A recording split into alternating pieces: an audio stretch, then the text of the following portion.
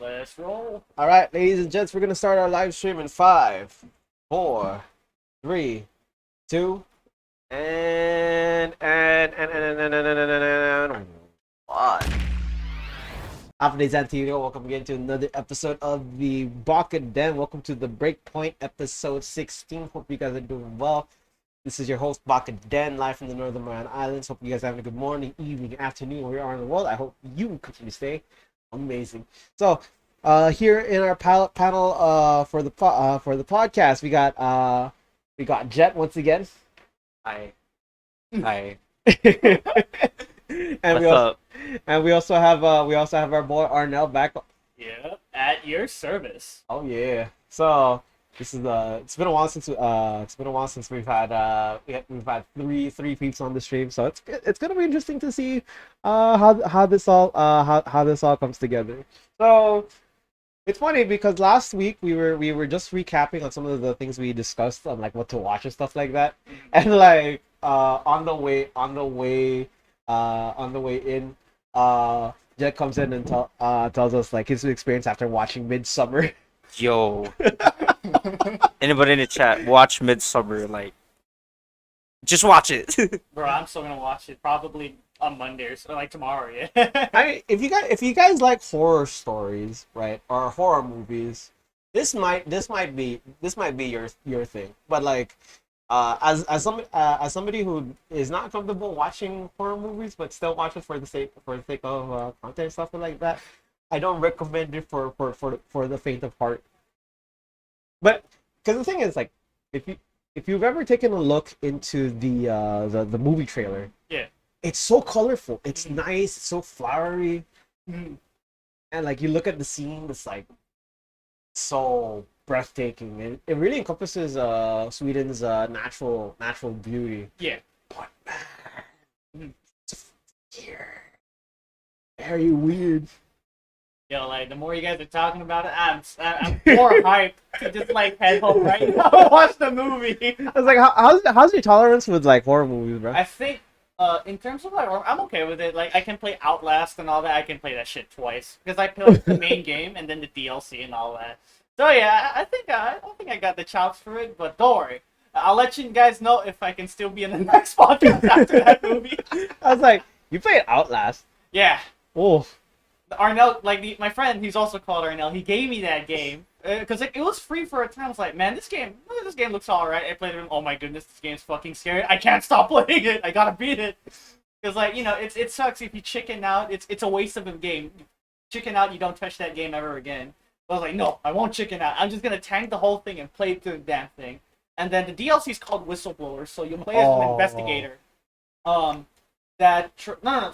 Yeah. So my bad, not an investigator. That's in the first game. But in the DLC, you play as the scientist who sent the email to the investigator, the main character of the first part of the game, to get to the mansion. So in the Whistleblower DLC, you'll play as the scientist's perspective on how he went through the horrors of that mansion and all that. Really fucked up, man. I don't know what it is about like horror games, but when they add the religious aspect into it, Oh, yeah. it really drives it as a very cultist. Yeah, it does, yeah. As a very cultist, disturbing vibe. That's why when people hear the word cult, they always think of stuff like this. Yeah. Because it's like, they're kill. They go through the extremist mindset where they kill in the name of the Lord, and like the stuff like that just like goes beyond humane. And the scary thing about it is like I feel like it's almost as if there are actually religious cults out there that do it to this day in this present day and age, but we're not able to discover that. And what's sad is that the way cults manipulate you is that they will guilt trip you if you don't, like, for example, you join the cult and then you get in a little too deep. It'll get to a point where that cult will be your life.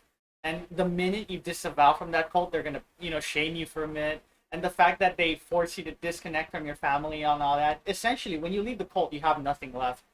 And if you're lucky, you'll probably reconnect with your family. But for the most part, once you get disavowed from that cult, you have nothing. So people cling on to that cult just to have a form of connection and family and all that. But the fact that they have to go far by, like, disavowing your family and all that. It's crazy. They'll take everything from you just so you can be in that cult. I find it interesting because when you mention cult in that way, it kind of sounds like if you're like if you're in a gang or in the mafia, right? Because it's Yeah. like it almost has that similar aspect when you join into the gang, right?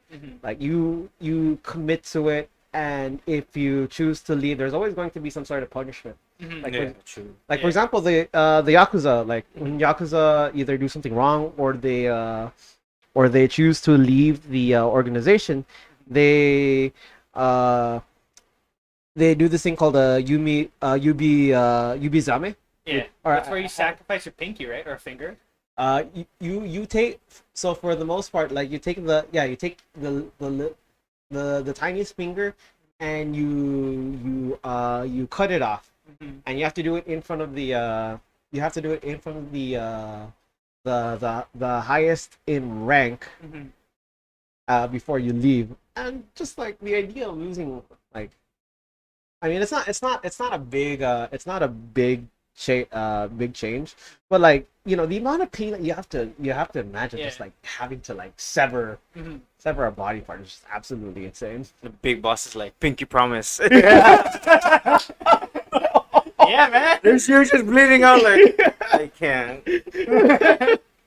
It's okay if your heart's still beating, you're still competing. Pinky promise. Oh, Worst pinky promise ever. I was like, aren't promise rings usually put on the pinky finger, or is that the ring finger? I think it's usually like First ring. one, yeah, yeah, it was ring. the ring finger. Okay, yeah. So if you're still in the yakuza and you mess up, like if you lose your pinky finger, then next best thing, ring finger. Yeah, it reminds me of that SpongeBob episode when SpongeBob was trying to meet Sandy for the first time. As he was drinking water, Patrick's like, "Pinky up, pinky up, pinky." Oh, that one. I was like, yeah, I realized now that like when Patrick was doing that, you only keep the pinky up when you're drinking something. Yeah. Like you don't. Pinky up. You Like, don't- if you're in the Yakuza, I only have 2/3 of it. Doesn't still count. The thing is, how did Patrick have a pinky though? That's Right? on. How did he have a pinky? That's a good question. He's Bro. a star. Bro. He's a freaking star, bro. Created a paradox by accident. Oh shit. Now the government's onto us. We're It's asking like the right questions, guys. we're gonna be coming up with SpongeBob theories left and right. How did he have a pinky? Keep in mind, starfishes eat sponges. Oh, I think of it. I'm gonna. It's like, are actually gonna be. Are you fact checking it now? Yeah. Oh, bro. Yeah, we're never going to see the light of day. It's like, yep, we're going down the SpongeBob rabbit hole. Yep. But there's a lot of very interesting theories out there. Mhm. But I think one of the most common ones is the bikini bottom theory, Oh yeah. because this on the surface it's based off of Bikini Atoll. Yeah. And the thing was, like, Bikini Atoll was used as a Testing site for nukes, right? yeah. Mhm. So like the radiation and the fallout coming from the testing Mhm. was what resulted in these animals turning looking very weird in Yeah. Bikini Bottom. Yeah. That buff pufferfish dude and all that with the black underwear. Yeah. Or the way the way fishes are designed in SpongeBob, Mhm. their feet are touching the ground. They're not swimming, Mm-hmm. right? You look at Bob, my leg. Oh, I feel sorry for that guy. that guy needs to have a raise. It's like the dude needs a break, but not his leg. I My leg. I swear, if he was ever an actor, I can already hear it now. Break the leg, Bob. Like, it's funny though. Like Bob had. I remember he changed his lines like when in this SpongeBob movie, Mhm. because like when King Neptune releases his crown, all you hear is my eyes. My eyes." Oh yeah, that movie. Yeah. Oh, Such a good movie. oh. Now that we're men, we have clean underwear. That was one of the best songs ever. Yeah, dude. Even though the one to the ending, The Goofy. Yeah, now that one's a banger. And kids would not understand to their age when Patrick was like dancing. on stilettos. Yeah, bro. The fishnets. I'm like, okay, I see you. Yeah, Freaking dude. slay. He's got the legs. Very straight starfish. Like, I was like, what did it remind me of? It reminded me of the I don't know if you guys have ever heard of it, the Rocky Horror Picture Show. Rocky. So it's this movie with I think his name is Tim Bacon.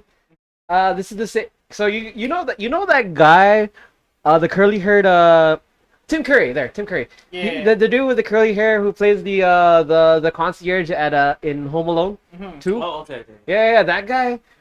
That guy did Rocky Horror Picture Show, and I was like, this guy does not look like the same. Does not look like the concierge dude. This? Yeah, that's Oh, the man. one. That's the one. Oh boy. I was like, He looks so different from you. yeah, it's so like it's different.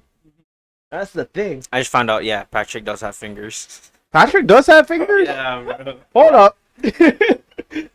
Literally said Patrick does in fact have fingers. He wears a coat the same color as his skin and fingerless gloves. Huh? Yeah. So I don't know. What do you guys think? Does Patrick have fingers or no? I was like, I just think like they're probably microscopic fingers. So you have to like look up close to see Yeah, true. I guess. it in person. Starfish do have fingers, but they're really tiny. They're feelers. They use those feelers to like, feel what's on below them and all that. You know it's Like clams, sponges, coral, and they all become breakfast, lunch, and dinner. So yeah, technically, Patrick is SpongeBob's predator. So you ever think one of these days Patrick is gonna eventually eat SpongeBob? Mm-hmm. He'll be hungry. I also think what if SpongeBob wasn't actually a sponge, a coral like the sea sponge? What if he was just a thrown away sponge and the radiation gave him the abilities to walk, talk, and Oh shit, that's some think, Area 51 shit. right? Hey, Millinor KPD just said hi. What's up, my Hey, guy? what's good, man? Welcome to the stream. What's up, my guy? But yeah, just think about it, because he's shaped like a sponge. Yeah. Why else would he be able to have the ability to regenerate and also grow out his arms and his legs? Have arms and legs, but his only drawback is that he can't carry heavy stuff. Well, what's interesting is that And he can't drive. And he can't drive. What's interesting is that SpongeBob's parents look like actual sea sponges, and then there's him. He's the outlier. He's just golden, like yellow. What if he's adopted? Ooh. Yeah, what if he's adopted though? Or bought from the store. Store-bought sponge. Damn. Imagine instead of saying I adopted you, I bought you. Oh no. Scary thought. Oh no. Which means that Patrick wouldn't actually eat a sponge, I right? think that becomes more plausible. Yeah, because it's artificial. Yeah. With soap. Oh yeah, that episode when SpongeBob had the suds, like he was sick and all that, and what he needed was like The wash. wash. They gave him soap, and then they went to work. Bro, Patrick even lied about it too, and he became starfish being used to scrub toilets. Bro. The cactus man was like, wait, where's my ball? Oh, I love Patrick. Yeah, man. Patrick was a card. But like, it's funny because when you look at it from like years ago compared to now, and I would like to also attribute this to the Very Odd Parents as well, because like Patrick had some level of intelligence. They didn't draw him out to be the stupid sea star that he is now, right? He did have some form of intelligence, because if you think about it, in the episode where like Like Patrick helps SpongeBob drive a boat, right? Yeah. That makes you think like Big toe. Victor. Like he and the way he does it so nonchalantly. Like he's going through his fridge while he's talking to him and all Yeah, this man. stuff. And I'm like, there is no way. There's no way how this guy goes from this to Knucklehead Patrick. yeah to Knucklehead Patrick. I'm Like, telling you, like the older season Patrick, he's the wingman, man. That's gonna be your wingman right there. yeah, I was like, I want a guy like Patrick to be my wingman. Like, Mhm. no, like season one Patrick. Yeah. Don't give me the new Patrick, man. That you can keep him out of the way. I don't want to have to deal with that, you know. Yeah, man. I think I remember the time too when Patrick became Mr. Doctor Professor Patrick. Like when he became Squidward's mentor for some reason. Like his brain was swapped with the starfish coral brain. Oh yeah, yeah. That was the most trippiest episode ever. Like his brain is a rock. When he was like looking at plankton to the microscope, and the plankton was like, "This is an interesting." It's like he's looking at plankton. Oh, But that was crazy. So that was like the glimpses of Patrick being like intelligent, but this time it was forced though, because like he had to switch brains. But like in prior seasons, he was just intelligent to begin with. yeah, he was just naturally like Smart. he wasn't like Sandy level smart, but like he was smart. Yeah. Like he had street smarts also. Like he knew what to do, and it just boggles me the way he's portrayed now. Like, could you imagine what would happen if we still maintained the same Patrick throughout the season? I wouldn't watch SpongeBob I at all. think I can live with it. I can live with it. But people will probably see him differently now. I was like, actually, it's interesting now because he has his own spin-off. Mm-hmm. I have not seen the spin-off, but Yeah, I've seen it, but yeah, I haven't watched it either. I feel like most of the spin-offs that we've come to see are like they're there and then they're very short-lived, you know? Like what would be an example of like a series that that has like a really short spin What spin-offs? Ooh. If Short. like a short-lived there's spin-off. Sam and Cat. Salmon Cat. Oh Yeah. Ooh, yeah. True. yeah. We're going straight to the head. Yeah, dude. I remember that show. Like, it was an interesting topic, but then I believe it was Kat that started getting more stardom, right? Eventually. Yeah. Yeah. And then the actor for Sam eventually just wanted to live life at her own terms, and then she stepped down from acting in general. Mm. And Yeah. I think she became a country singer for a while. That's why she wasn't in the new iCarly. Yeah. Yeah. Because Actually, Carly's new best friend now is like a different person. So. are you serious? I Yeah. actually Yeah. have not seen. I believe Carly's explanation on why she left is because she finally joined the motorcycle gang of her dreams or something. I thought she went to like Paris or Yeah, that's what they said. But yeah, but the fact that she actually canonically said that she just did her own thing in the end of the day, I was like, okay, that's how we say goodbye to Sam, just like that. They just let her off. Yeah, I remember growing up watching iCarly, and it's I find it interesting how they each of the characters like just like stem off Mm-hmm. like man, where do I begin? Because not too long ago, I was actually watching a documentary on Jeanette McCurdy, the actor who played as Sam on iCarly, Yeah. and her explanation was actually a lot sadder. Yeah. Then- If I'm correct, was she pressured to become an actress by her mom? Yeah, that's the thing. Yeah. She I was heard about that. Yeah. yeah. So Yeah. the thing was like she didn't want to continue acting because she was forced by her mom to continue to act. Yeah. And for her, acting felt more of a job rather than a passion. So it felt like something that she had to do. Yeah. For herself, and the pressure really got onto her. Like eventually, as the series continued, Yeah, and not only that, like once you're an actor, especially at a young age, like the fact that she was like an actor during her high school years too must have been really awkward too. Yeah.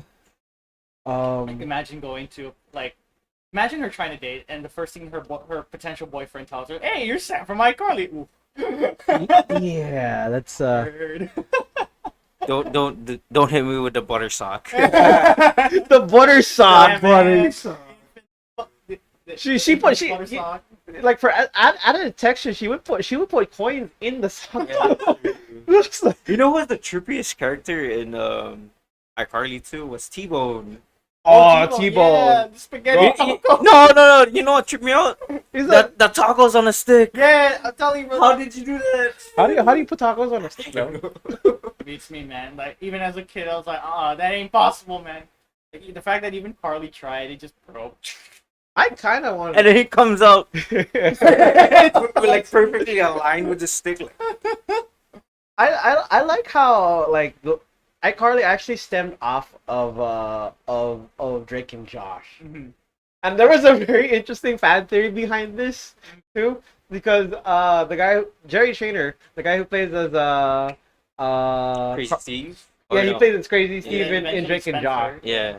Yeah, and Miranda Cosgrove was notoriously known as Megan in the Drake and Josh series.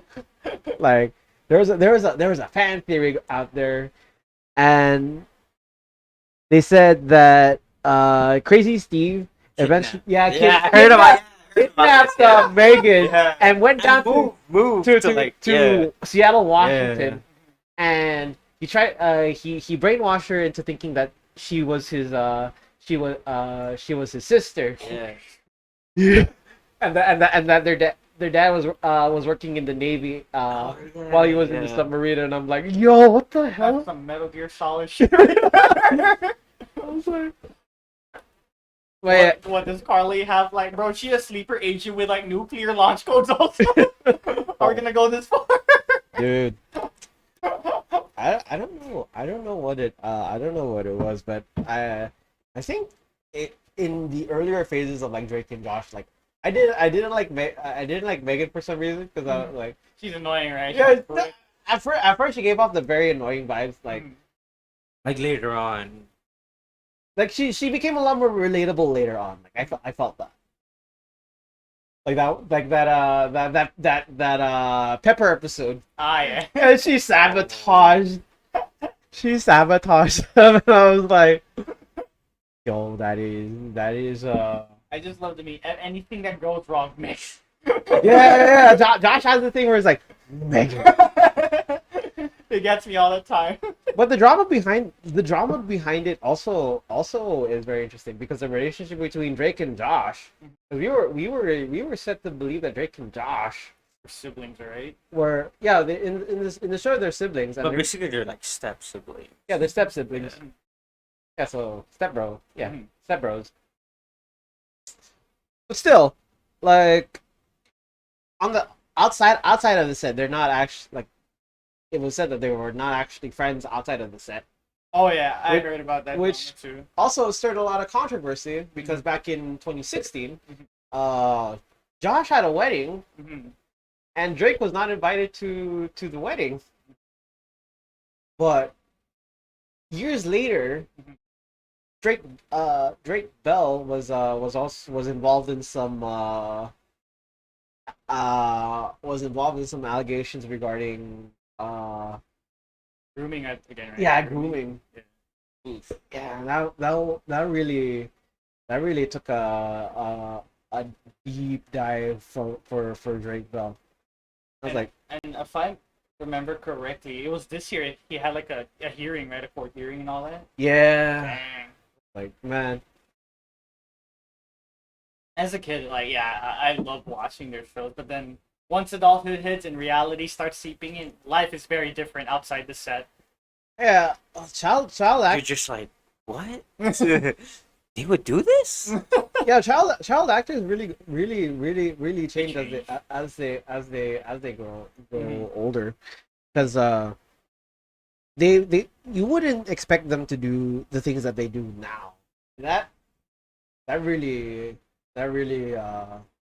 makes you wonder like Mhm. what goes through what goes through their heads when they make these decisions. Yeah. Right. Also, like differentiating between reality and like Acting. acting. Yeah. Mhm. That reminds me, we were actually just talking about this not too long ago. Have you have you ever seen BoJack Horseman? I've seen it, but I've never watched it. So Ah. I'm like kind of. I'll be new to it if I start watching it. But I heard it's a good like show. Mhm. Though.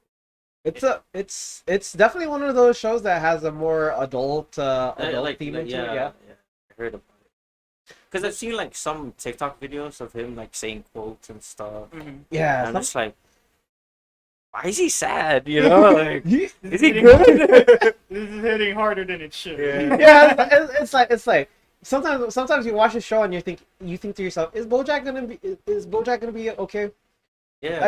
I really do hope he like Mhm. you have this feeling like you hope that he'll be able to overcome the challenges because the way things are going, it's like Tough, man.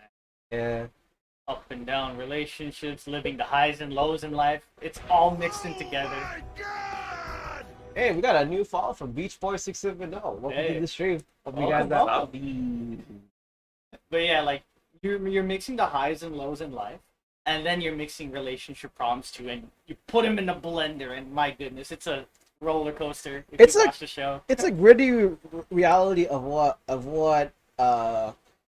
pursuing stardom feels like. Mhm. Like, because the thing is, like BoJack has everything in the beginning of the series. He has a really nice mansion. He's got Yeah. really good people, and then eventually you start to see even when you have all these things, like you can still be sad and depressed. Yeah, that's true. Like you can have all the money in the world, but once you have that frown on your face, you got to do something about it. Right. It's like that saying, you know, like money grows happiness, but doesn't really do anything, you know. Mhm. Yeah, actually, in the show he also gained popularity during his time, Mhm. and like one of I the believe he wrote a book, right? And it got popular eventually.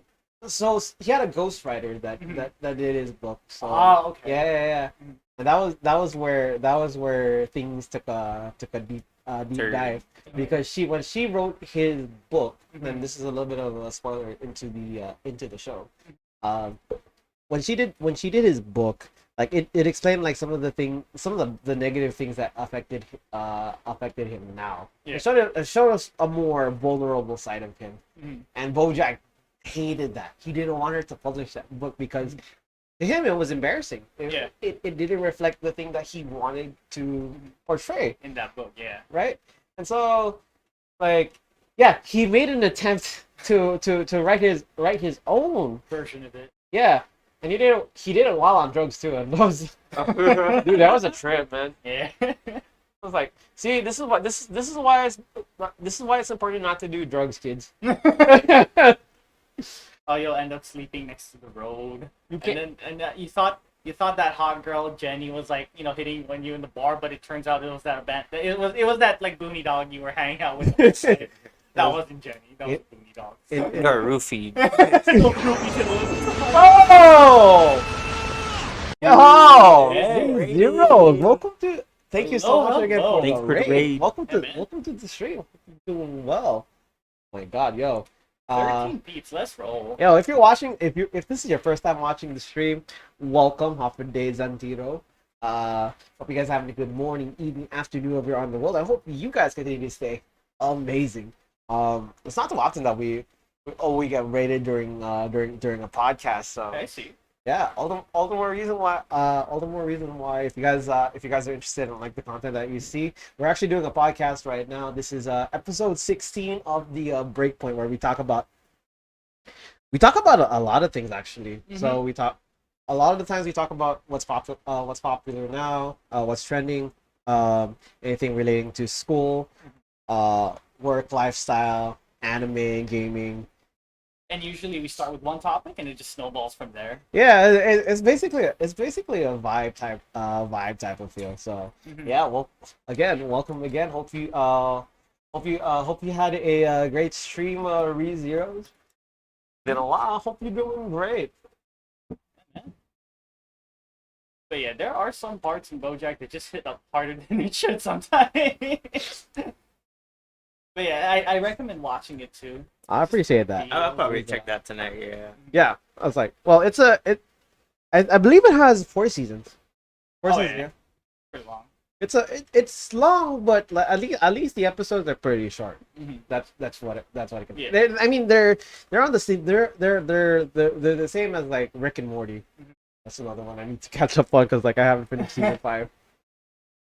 But yeah, like I don't know what it is, but shows these days tend to get a lot longer, especially when it comes to like American drama. Oh man, yeah. Ooh. Yeah. Speaking of, have you seen the new Rick and Morty coming out? It's the live one though. There's a Rick. Oh wait. Is Yeah, that the is It's that gonna the be one? an Adult Swim. Oh, So And guess who's the doctor? Is- The one that acted from Back to the Future. no way. Yeah. Doc Brown. hey, Yeah. Give me 4.1. And the one who's gonna play as Morty is gonna be, I think, this kid from that played in the movie It. Ooh, interesting. Really? Yeah, I think it was like Georgie's like older brother. Yeah, Yo, I that's think so. trippy. A live But action. yeah, I that'd did be not pretty. know Yeah, that'd be. All right. That's All right. actually dope. I'll keep an eye. Okay, we got something. We You got. see like a DeLorean in the like first scene. Like what? What is this crossover? I was like, when I do recall seeing the trailer for it, and I was surprised that the guy who played as Doc Brown is making an appearance for the live action. I was like, that is a throwback to a throwback. I can't believe that guy's still alive though. I can't believe it either. Damn, that's actually cool. I was like, He's been 4.5. alive since 1985. I was like, Ever since Marty ruined everything. 4.5 gigawatts. Yeah, man. I find it interesting also, like, so Rick and Morty I found was a very, very interesting pun. Because if you say it really fast, it actually sounds like rigor mortis. Oh boy. Yeah. Yeah, man. Yeah, so the thing is, like, if you don't know what rigor mortis is, like, rigor mortis is basically this state where when you're dead, Mm-hmm. your body becomes stiff. Yep. And so like I don't know how to explain this, like your body when it's like your body is still like limber and like, you know, you can still move around, it's elastic and stuff like that. Mhm. But like by the time rigor mortis hits, you can't even feel that anymore. Yeah. Give it enough time, you'll start decomposing slowly and become lighter. Luckily, for my internship in criminal justice, when I was getting my AA degree, I was not those lucky interns that did that job. It was a good friend of mine that had the unfortunate duty to do body recovery. Ooh.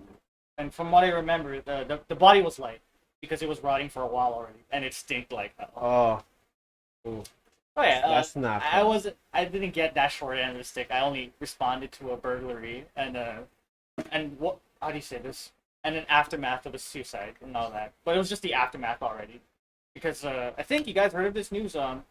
So basically somebody drove their car off a bonsai cliff, and I think for a good while we were just trying to recover their stuff. The only thing like the Department of Safety just recovered was just personal belongings, but no body was found. Was that the car that like that drove off of the cliff? Was it a lady, right? That was a lady. Yeah, from what I remember, it was a lady. It's been a series already, and I kind of forget the core details of the case. But that's the only thing we covered: just clothes and what's left of her documents and all that. Okay, that is interesting. But yeah, I didn't have that short enough stack doing body recovery. I didn't get that short end, so yeah. But from what I heard, once a body rots long enough, it'll be really light for you to carry. But the only downside is it stinks like hell. Is that where the term dead weight comes from? I think so, yeah. No pun intended. No, yeah, no, that's what I was thinking, because like they always have this the expression where like if a person's not doing anything, they're considered as dead weight, right? So for the most part, usually law enforcement response to body retrievals, especially when the person lives alone and they suffer from cardiac arrest. And by the time they collapse, nobody can call, like, obviously he or she can't call, emergency because, well, they're dead. And nobody will probably visit their house anyway until the body starts stinking. And by the time the body starts stinking, that's when they'll, come in the building, see the rotting body, and then do the work from there. But yeah, that's like for the most part, rotting bodies are usually those type of cases where they die alone in their houses and all that. I guess like the rotting dead human bodies stink more than like dead dogs and cats. Oh, you yeah. know. Like, You know what that reminds me of? Mhm. There was this video, there was this show I watched, and I can't remember what it was, but basically these group of people like go into a random apartment, Oh boy. and the problem oh wait no, it had something to do with like landlords trying to get their tenants out, and Yeah. they refused to get out, so they did a documentary on that. Yeah. And basically what happened was when they went into the apartment, Uh, like the landlord was complaining that one of the tenants' rooms was smelled so awful, like I already know it where penetrated throughout the entire the entire complex. Yeah. And so what was messed up about that was by the time they got inside, the dude had like animals, rotting bodies in a container. Some of them hanging on top of hanging on the walls and stuff. oh damn. And the guy that was in there was complaining. He's like, "What are you doing with my art? Don't get rid of them." And I was like, "What does this guy do?" And the guy goes on to explain that he does roadkill art. So basically, yeah. So basically, what he does is he takes dead animals off of the road, and he brings them into his apartment, and he makes art with them. Yikes. Thank God I ate a light dinner. I didn't finish, so we're good. We're good. We're good. Oh Lord. Imagine like if you were the cops that were there, like, what the? Then when you turn, you see like a bear, like that's artwork. Like, whoa! How did you get run over? Yeah, it's Imagine you staring at your partner. Are we getting paid enough for this? Bro, I'll be like, bro, I'm gonna call the chief and hey, boss, yeah. I need a raise. That is definitely. Can you get an advance payment? Wait, hold on. Give me like 5 minutes right now. I just need to air out. This is definitely one of those moments where like this is grounds to like just like kick this person out, or like I don't know if it's on the grounds for arresting somebody. But it is disturbing the peace because Oh yeah, definitely. I can't imagine. And depending on what the fluids of that animal did to the walls, you can also sue for damages as well. Oh, So yeah, you can actually sue for damages for what it did to the value of the apartment lot and all that. I kid you not. Like I know flies are small, but like I could see flies like scattering around in that episode. I remember. I remember it clearly, and I could not for the life of me take my eyes away from it. Like this guy was like the weirdest of the weird, man. Who puts up roadkill art? That's beyond me. That's the thing. That's beyond me to be able to witness roadkill art. Right? Yeah, I get how art's subjective, but somebody has to draw a line somewhere because that's just straight up what the hell. Just imagine for the cop to just go like, can I just get an advance raise? I think it can't work for a while. I mean, if I was a cop and I opened the door, I'd be like, oh, we're not in Friday the 13th. Nope, we out. Lock the door. Let's go. Fire department. Fire department. I'm calling it a day. It's like, just throw a match in there. Fire department. Get him now. I looked at my partner. Let's go grab donuts. Let's just go. Let's just go. Man, life's worth living. More than a paycheck. We can always find another job. It doesn't hurt. Oh, I've always wanted to be a swim instructor. Just go out there with the speedos on. Life's better, Or like in a scenario, you're just like you open the door and you're like, oh, are we in a scene for Texas Chainsaw? Where's the camera?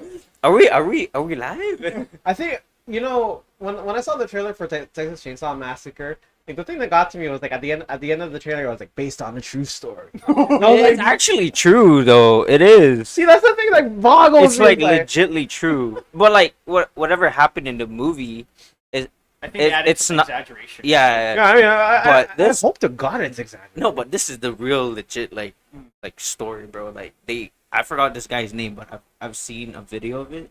I believe And- he's the. If I think he's the guy that wore like the skin of the humans. As Yeah, he mask. does, like legitly does, yeah. That's crazy. But when the cops raided his house, they saw like barrels, right? And in those barrels were like the victims that he Oh, and it's cut to pieces, bro. Like Okay. legitly cut to pieces. Like Okay.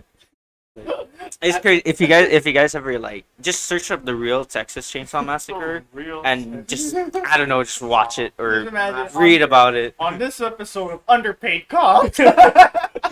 Bro, they should make a show of that. Like I would laugh. Like the type of stuff that you would see, you would never come to believe.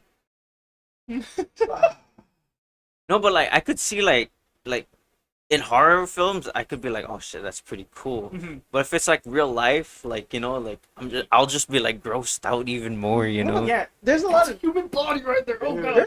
there's a lot of disturbing stories out there. I remember, but this I think this happened in Russia. Mhm. So years ago, there's this family, and basically, the dad was really abusive with one of the daughters. Mhm. So much so to the point where he would lock her up in a basement, Mm. and like he would physically harm her. He would sexually assault her. Yeah. And this might be a little bit triggering for some of you guys that are watching. So I don't.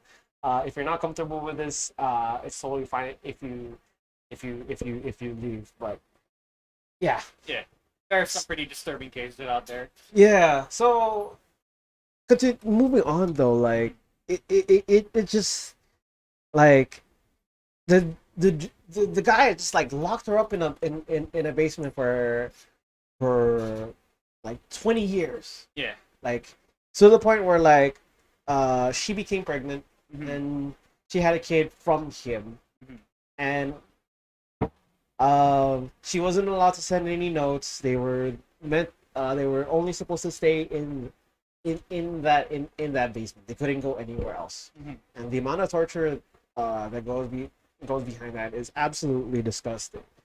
So one day, her physical body couldn't take anymore, and knowing this, like he gave her some over the counter pills to recover from this illness, Yeah. but it didn't do anything for her. Yeah. So one day, she tried to convince her daughter to tell her dad that she was feeling sick, and that she needed to go to a hospital. Yeah. And so, having no choice at that point, he decides to go send her off to the hospital. Mm. And that's when she started to reveal like everything that was happening during that time, all the letters that she was supposed to send to everybody but wasn't able to. Like 20 years, she wasn't able to contact anybody. And the thing was, he was still with his wife. His wife did not know that this whole thing was happening.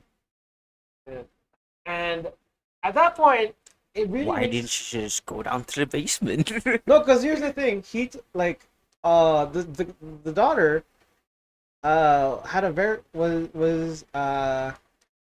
rebellious relationship, like, and so she didn't do too well in school. She caused a lot of trouble around the house. Yeah. And so like when he put her in the basement and his wife was wondering where she was, he told her that she ran away. Oh. Yeah. And that's the messed up part. That long, huh? Dude. No, the mom's messed up. She didn't even say like, "Oh, we should search for her," or No, they did search for her. Police tried their best to search for them, but eventually, like 2 years later, like she was reported missing, maybe even worse, dead. Yeah. Because like usually, in terms of like missing persons cases, if you're gone for more than 7 years in the United States, you're considered dead already. Yeah. I say too in the States. There's like crazy like missing persons like reports, man. Oh.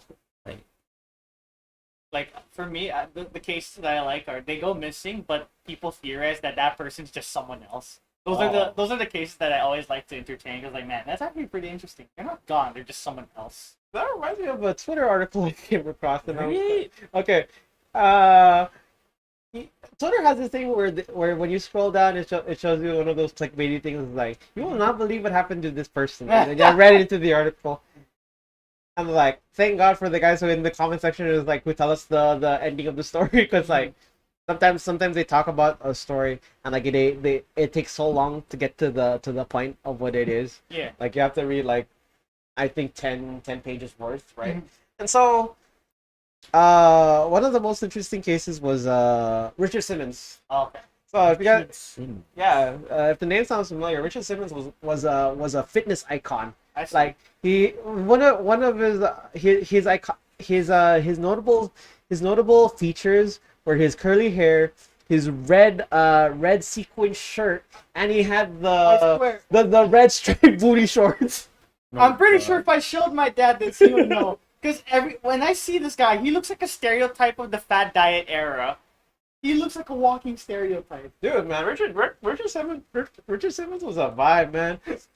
I was like, cause my mom bought the Richard Simmons Oh, the workout. the videos, right? workout DVDs, man. I remember she would work out to them, and I was like watching my mom do the workouts, and I was looking at like, who is this guy? I'm like, why are his shorts so short? Is he in boxers? And I was like, Dude, my dad like always laughed at those guys. Like, look at them, boy. They're all gonna dance so happily and all, and eat like pigs afterwards. That's not how it works. so the crazy thing was there was a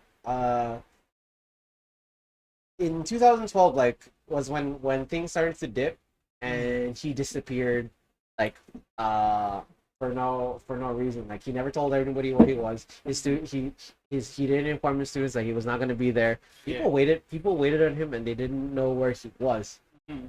There were a lot of theories about it. Some say that he changed identities. Some say he probably gained weight or uh he was being held hostage by one of his housekeepers. I was like, so I can't remember what it was. Somebody in the Twitter comment section is like, he's doing fine. I just see him around the street. He just isn't public. He just isn't public anymore. Just like living in the down low. Yeah, he's kind of living in the down low. I mean, there's nothing wrong with going on in the down low. Yeah, from what I'm reading from this article from page6.com, he went to social media, funny enough, around my birthday. Yeah, he said like, he said, okay, this is his Facebook page, and he said, thank you everyone for your kindness and love. Heart, love, Richard. And then, according to the article, the note follows the release of TMZ investigates what really happened to Richard Simmons on Fox and Hulu, a documentary that covers much of his life and career as a fitness pro, as well as his disappearance from public life around 2014. Okay. Sources tell TMZ that Simmons was pleased and extremely moved by the fans' reactions of thousands of his fans who have sent him wishes after his airing. So followers continue to encourage Simmons via his comment section with one fan writing, I'm so proud of you for taking your time for yourself. You've given so much for the world and it's your time. Good for you. Thank you for your blessing and inspiring me so richly. Another supporter of the 80s icon added, you have such a wonderful human with so much compassion and care for so many people. The world loves you. I hope you are enjoying your time to yourself now. And have everything you could ever want because you deserve that. So it seems like he's just, having a great time. And there's also rumors that he was held hostage by his housekeeper. Yeah, that's or he was going through some gender reassessment surgery, but it wasn't any of that. yeah. Ugh. Yeah, these were all false rumors and all that. So yeah, from what this article is saying from page6.com, he's just living on the down low. Yeah. Fame can get exhausting from what I saw from a lot of famous celebrities and all Yeah, that. yeah, which is true, cause like, look at Post Malone. Oh like, yeah. he said this to a podcast which I watched where he was saying like yeah, I was at that age where I wanted fame and Mhm. stuff like that, number one hits, right? Mhm. But now he's more of just like, I'll just give you guys songs, because that's what I love to do, Yeah. and I love to game as well. So now Mhm. he's streaming gaming, Yeah. so it's like more of like, like it's like So now you're- I'm not on that side no more. Yeah, I'm just- more of just the chill side now, where I like just living wanna, life yeah, as you want. You yeah. know, like it makes you think: is the high life really worth it? You know. I would say like Post Malone's a very humble like artist, man. He's a very He down to doesn't earth. flex out on like like certain We stuff need more like, gems like. yeah, Yeah. like he doesn't say like I have this much money, this Check stuff out my like that, Lambo. right? No, He ain't like that. That's He- good. He definitely gives off that vibe where like he's very down to earth. Like yeah, he you, would, yeah. like, even in his songs, like you can relate. You can relate to how he feels about Like just certain imagine meeting him in person, like Dude. dude, I could talk to the youth for like hours, bro. Yo. And no celebrity would ever do that. I was like, it's the same. It's like celebrities that carry a different persona really do show. Like for example, Oh, yeah. The weekend make okay. The thing is, the weekend makes some really great hits, Hmm. right? But like when you meet him in person, like I've heard people say that he gives off a very closed off personality. The more like the don't talk to me kind of vibe. Oh. I see. You know, it's like how Gabriel Iglesias would explain like, "Don't talk to me." Big on name. Gabriel Iglesias is my stage name. Kind of thing. It's like, don't care. I remember there was a singer. I'm trying to remember the song he sang, but he's so closed up to the point where for his costumes for his music videos, he specifically designs it so no one can copy it. That's how close to himself he is, man. He just doesn't want to do anything with anyone, man. He just wanted gets paid, does what he wants, but the number one rule: no touchy and no copying. So all of the costumes he makes, he designs it himself. That's how close he is to himself. I'll try and find that artist again. Really good artist, but man, I'll try. he was that tight. Wow. I'm trying to picture that. Like, really? Yeah. You know what I'm like kind of freaked out too? Mhm. I think like Marshmallow fell down. Marshmallow. Marshmallow. Yeah, right? Okay. Because I've never heard like releases from him anymore, Yeah, I don't get to hear. Because now the upcoming now is Boy With You. Why with you? Yeah. He's a guy that has that mask and he just plays you. But Oh! he's a Yeah, I Yeah. saw some of his videos on TikTok. Like Yeah. he just blew up uses- because of TikTok. So Dang, just like that, huh? Actually, you know what's funny though? Like I haven't seen him release any music, but he does make a lot of TikTok content though. yeah, he does. So- And also Daft Punk too. Like, dude, Oh, where did everybody Yeah. go? dude, everybody's going on to TikTok. Where their Illuminati contract just ended, Whoa! Oh boy. They were Wait. missing. Are you saying that TikTok could be the new Illuminati? Ooh. That's Remember, TikTok is Chinese owned. If you want to be base, but remember, guys, the government controls everything Chinese related.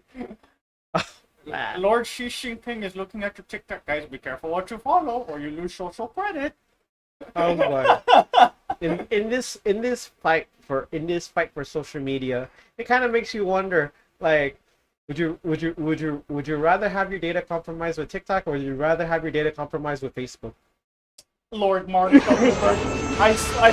Oh, Another ring. we got another raid! Yo, Raid. yo, we getting raids off the stream, yo. Half a day, Hazi, let me out of her dungeon. Oh boy. Hey, Welcome, everyone. welcome, yo, half a day Zantiro. Welcome to guys. the stream. Shouts out to Claudia.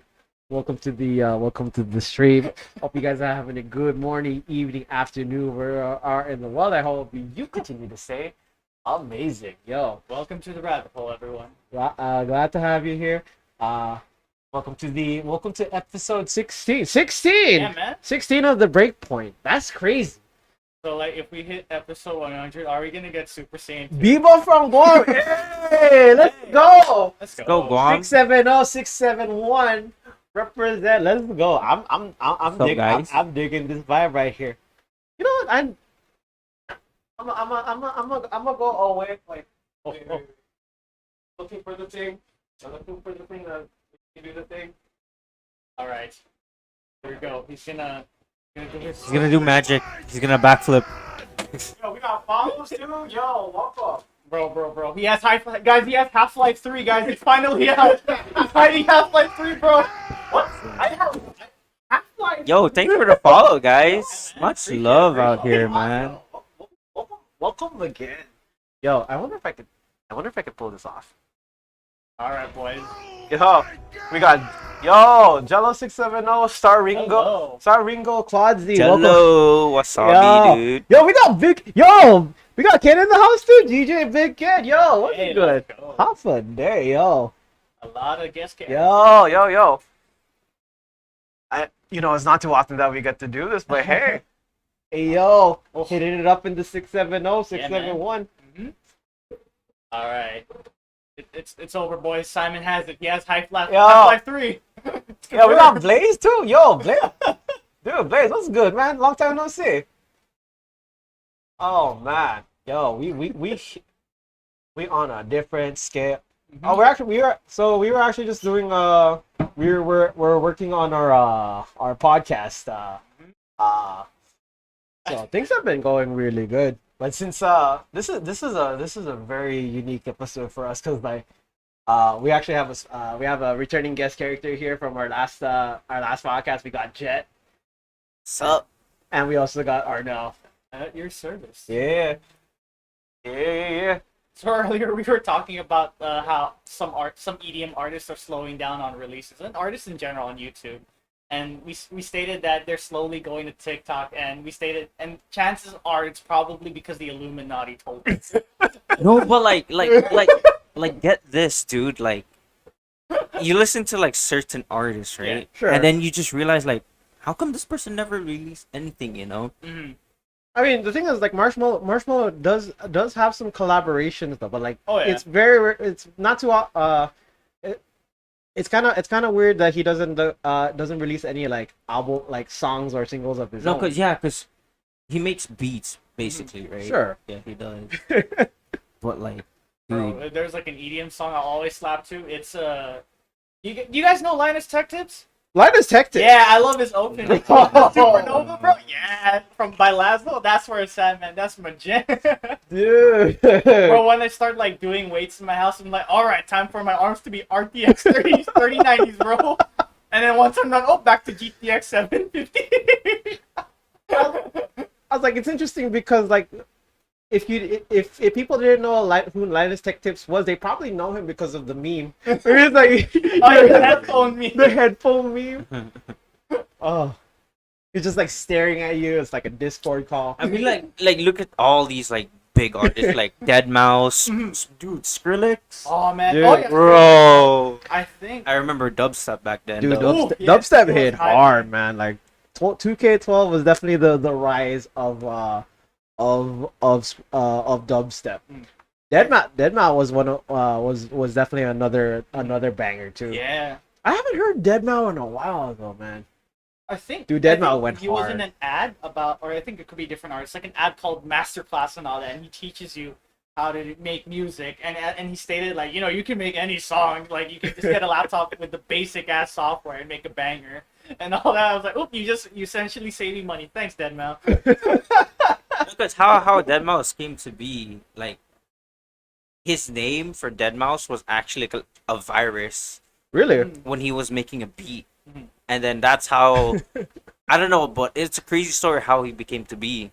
So it was just like, oh, now I got this virus, let me play around with it, And that's when he started making, like, like hits, like banger songs, bro, like banger whatever, like. It's my credit card information. I'll just make a hit single out of it. What do you mean I lost $5,000 just now? I can get it back. Yeah. I'll make a hit right now. I was like, what if he was in the process of like making music, and then all of a sudden like a virus happens, and then it starts like glitching and stuff, and that's where he gets his sounds from, Yeah, his samples from. Like as he's listening to sample, oh yeah, that's how that's my red right there. That's my red. Oh, But like now seeing like artists like slowly just like relaxing. Mhm. Like Mm. take example, Logic. Mhm. Oh yeah, Logic. Yeah. He became a dad, but now he does like he streams Mhm. how to be a upcoming producer. Hmm. How's the industry and stuff like that. Yeah. oh, Claude, thank you so much again for joining us. It means a lot, and I promise you, we will definitely get a Half-Life 3. Half-Life so 3 many with guys. Half-Life that. 3. But anyways, We take can care, finally count have a the great three. day, and stay groovy always. Ball. Lord Gaben, please. Yo, if you ever see this guy in the bar and he brings us out, just watch. When you're drunk, just watch. This is how you will sober up. Like, Yeah, He likes like, to shine his dead shiny ball with ass. chicks, guys. Hey! Don't expose the strats. Are we doing a bar meta analysis now? This is Simon's new way of roofing somebody. Yo, let's not go. It's over, boys. We got proof. You just see him like go to a girl. Hey, you wanna see something? You Brings out all like a ball. It's shiny. you know what's funny though? Like I've been into in at parties, right? And like some people like I'll perform in front of like drunk people, and they're like, I did not drink enough beer to see what I'm seeing right now. I'm just like, You should start whispering him. Half-Life 3 will come true. Or like be like, I can see your future. Don't forget to pay rent. I was like, subscribe to my YouTube. They're like fortune tellers, Dude, man, I was like, you know what's interesting? Some certain fortune tellers have an interesting way of predicting fortunes, but actually, there are just those moments where like that you can actually see through their ruse if you learn enough. Like Yeah. they just have to go through like certain logic Mhm. and like guesswork and like I think one of my favorite. I have a soft spot for it, but I know it doesn't necessarily be true all the time. But you guys know tarot cards, like for those who watch JoJo and all that. Oh, no. It's like that's how Star Platinum got the name the World, Hierophant. Those are the name of tarot cards. So tarot cards are essentially a set. It's a deck that's filled with characters and items. You mix those characters and items together to predict the fortune. So I follow this. Yes, actually, well, I like tarot cards. I follow this email, and it gives me a random tarot card reading every day, and it tells you like what's gonna happen in a certain time frame. What makes it funny is that all of these explanations are just generalizations, because the things that are happening in the prediction can happen to anyone. Like, oh, you have to be careful with your upcoming business deals or your relationships. And then here's the positive side of what's gonna happen in this card, and there's the negative side. This is literally anything can happen. So I can practically ignore this tarot card and nothing would happen. But it is like with tarot cards, they'll shuffle it and then they're just gonna make a basic generalization of it. Interesting. Yeah, because like certain tarot cards will like, I think they have symbolisms and all that. I remember somebody doing a tarot card reading when I was in the gym one day, and like he brought out 3 different cards with 3 different readings. I think one was the Sun, one was the Joker, Yeah. and then one was the World. And I was like, yo, Stun the power. yeah, no. And my thought, I was like, is this a JoJo's reference? If you want to, I'll take it wrong, bro. Like, if I didn't know about tarot cards, I'd be like, oh, this guy wants a Yu-Gi-Oh match. Hold up, let me show you something. It's like you say Yu-Gi-Oh! You want to battle? I'm just thinking to myself, we're definitely gonna go down this rabbit hole. Bro, like there are some like pretty funny like YouTube soothsayer channels where they're gonna use tarot cards and stack it with horoscopes. If you guys are Gemini in August, according to this tarot card, you guys are gonna have great financial loss. I'm like, you're literally stacking random crap at this point. I can literally say, guys, if you guys drink water with your left hand, you guys are gonna be rich in 2 seconds, and somebody will probably believe it. Me drinking coffee with my right hand. Drink it if you left, you'll be a level 100 mafia boss or something. Have you ever had that friend that's like into like horoscopes, like deep into it? Like, yeah. dude, what? Well, horoscopes and astrology are an interesting phenomena, and it's gone on for hundreds of years. True, true. And I remember, during the Middle Ages, churches would ban astrology, and the thing was when you ban something, it only encourages people to do it underground. So like till it resurfaced again, like astrology was just a way for people to be able to predict their outcomes, or even to dictate their personalities in this day and age. Yeah, true. But call it a coincidence, but like I didn't think too much about the whole astrology thing until like I had this conversation with this waitress, and we were talking about signs, and she was telling me that I was a Gemini, and I had no idea what that meant. And then she told me, "Oh, because you're very open. You seem like you have two sides behind you, kind of thing."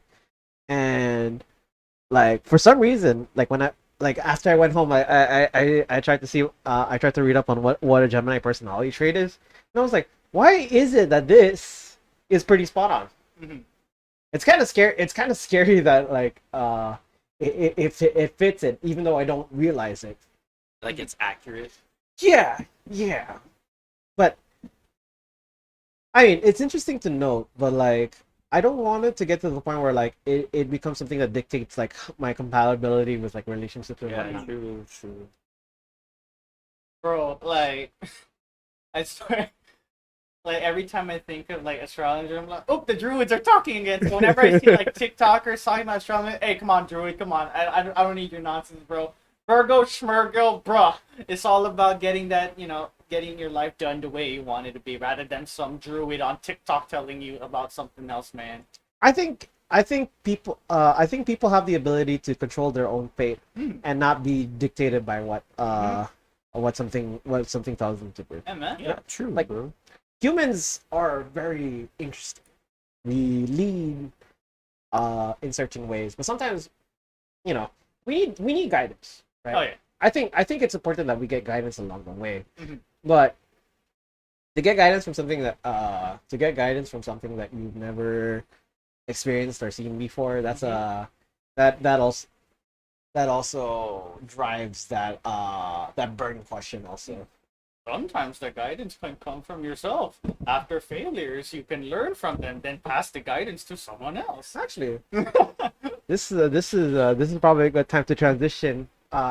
When we talk about guidance and influence, we've been talking about it for quite a while now. But Andrew Tate.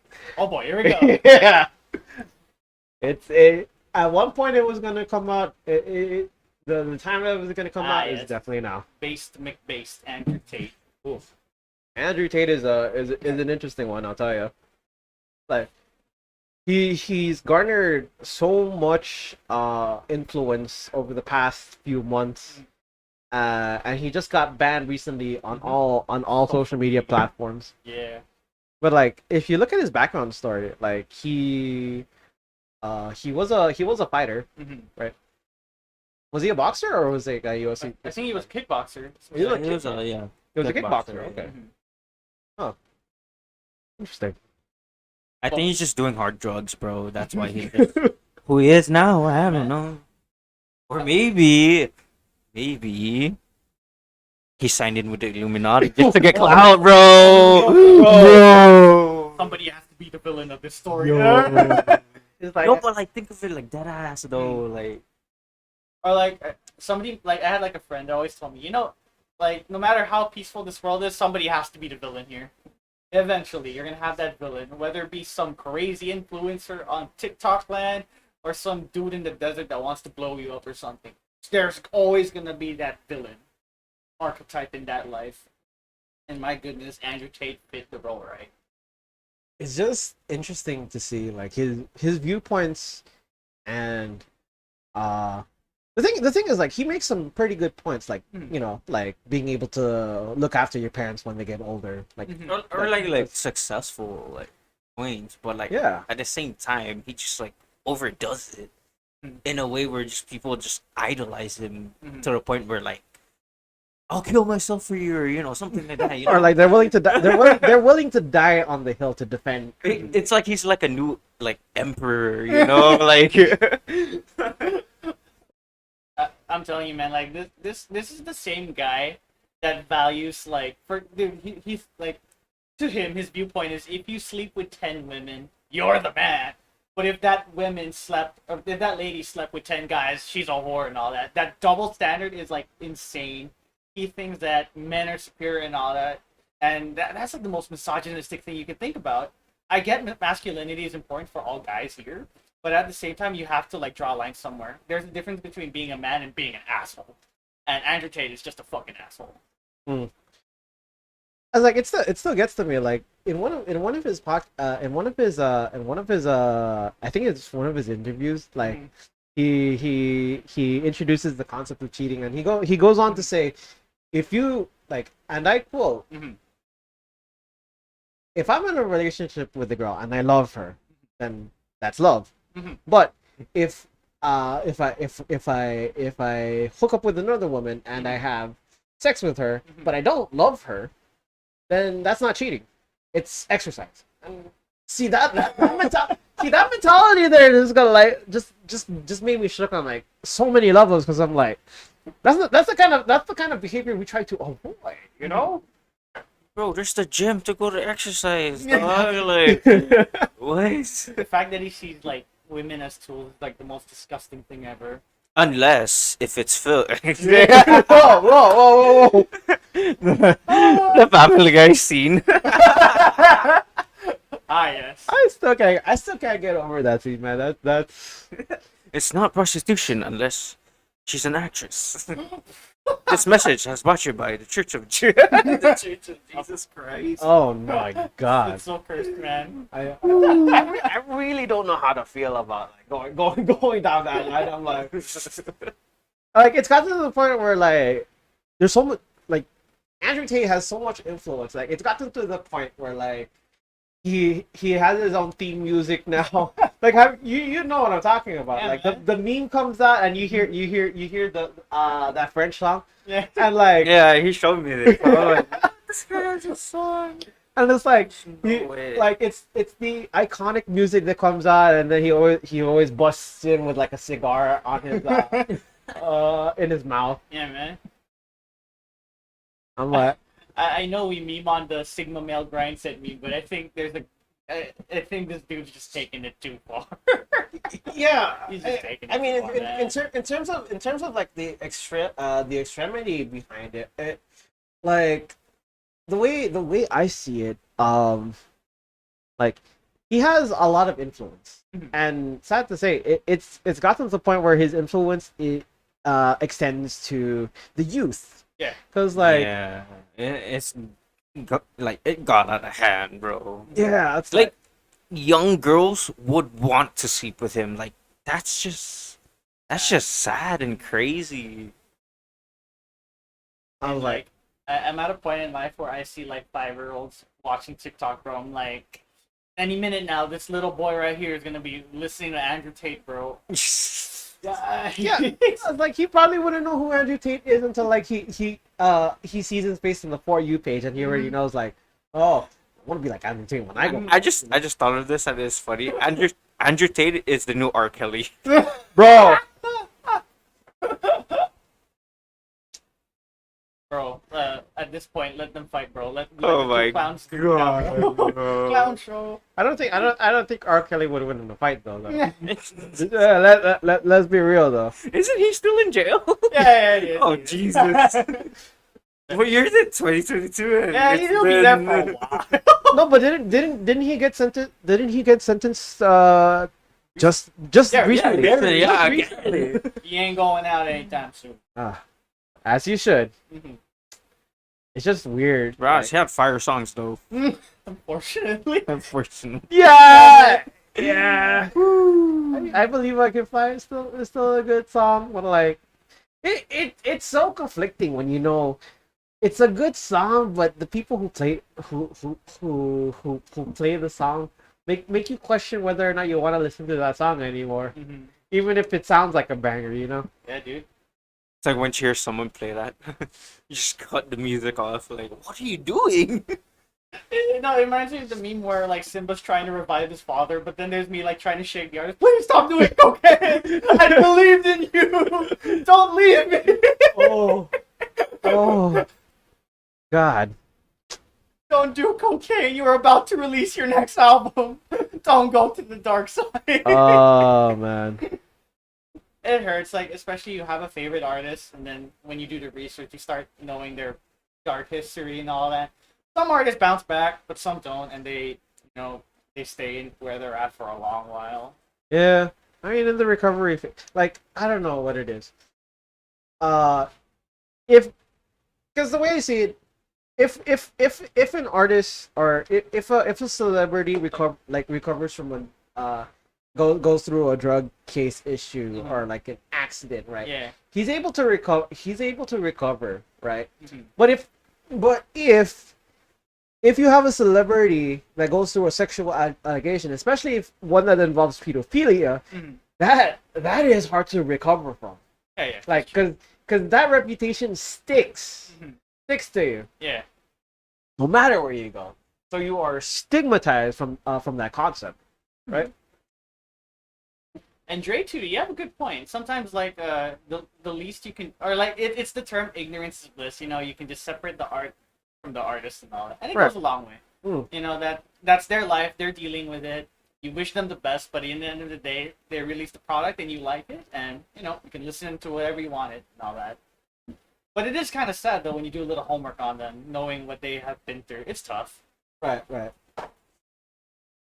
Especially like when they relapse. Ah, Like yeah. Oh. from drug use, bro. That's just some crazy stuff, man. Yeah. Like people want to get mad at them, but at the same time, you have to pity them as well because whatever they were like, the position that they were in during that time of their, their lowest of lows. You want to tell yourself, why were they here? And if I were in their shoes, what would have I done? Mm. It's like a really interesting scenario that you have to put yourself into on what these guys are going through when they're making their songs and all that. I think when I think of a celebrity, I look no further than Macaulay Culkin. Oh yeah. Man, that dude, Home Alone, like, he was the reason why I love watching Home Alone 1 and 2. Yeah, that guy on relapsed like Like crazy. he hit hard, like. Oh yeah. like rock bottom. But like looking at his progression photos, like he Oh, but like now, yeah, Yeah, like, he's he's doing had it. a better state. You yeah, know? and he has a kid now. Yeah, yeah. man. I was like, Being a good example. I guess like when famous people have like kids, it really changes them. Like a perspective.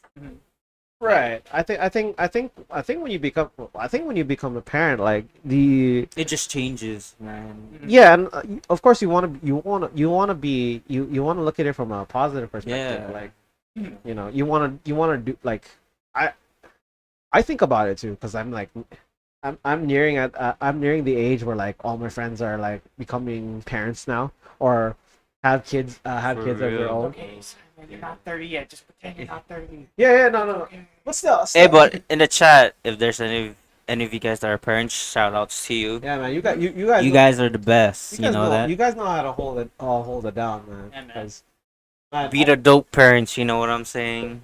it's different from me what I do because I teach kids, right? Mhm. But I'm only with them 8 hours a day. For you parents out there that are watching, man, you guys are with them 24/7. You guys are with them every step of Yeah, the way. you guys are the MVPs, You man. guys have nothing. I have nothing but the utmost respect for you guys. Like it's one thing to listen to your stories, but it's another to be in your shoes. And every time, especially when I was a student at NMC, there are some parents that are like studying and taking care of their kids at the same time. I remembered that I had a classmate where after class she just decks out of the class just to drive to school and pick them up. I'm like, my God. I told her, I was like, how do you work this? She just told me, I just love my kids so much. I wanted to come back to school, and that's what drove her to finish off her degree and all that. I was like, super mom. I like to Respect. like when I was in college, like Mhm. night class for Yeah. I actually took criminal. Hey, We actually had this classmate, Mhm. and she brought her son with her to Aw, class, I see. and it was pretty interesting because I was like, damn, that's one tough part right there, you know. Mm. Like I know the kid just got out of school, but Mhm. you know, the mom really wanted to finish her education, so Yeah. why not bring her son? And It's then kinda- it's kinda it was sweet, yeah. cool, Yeah. yeah.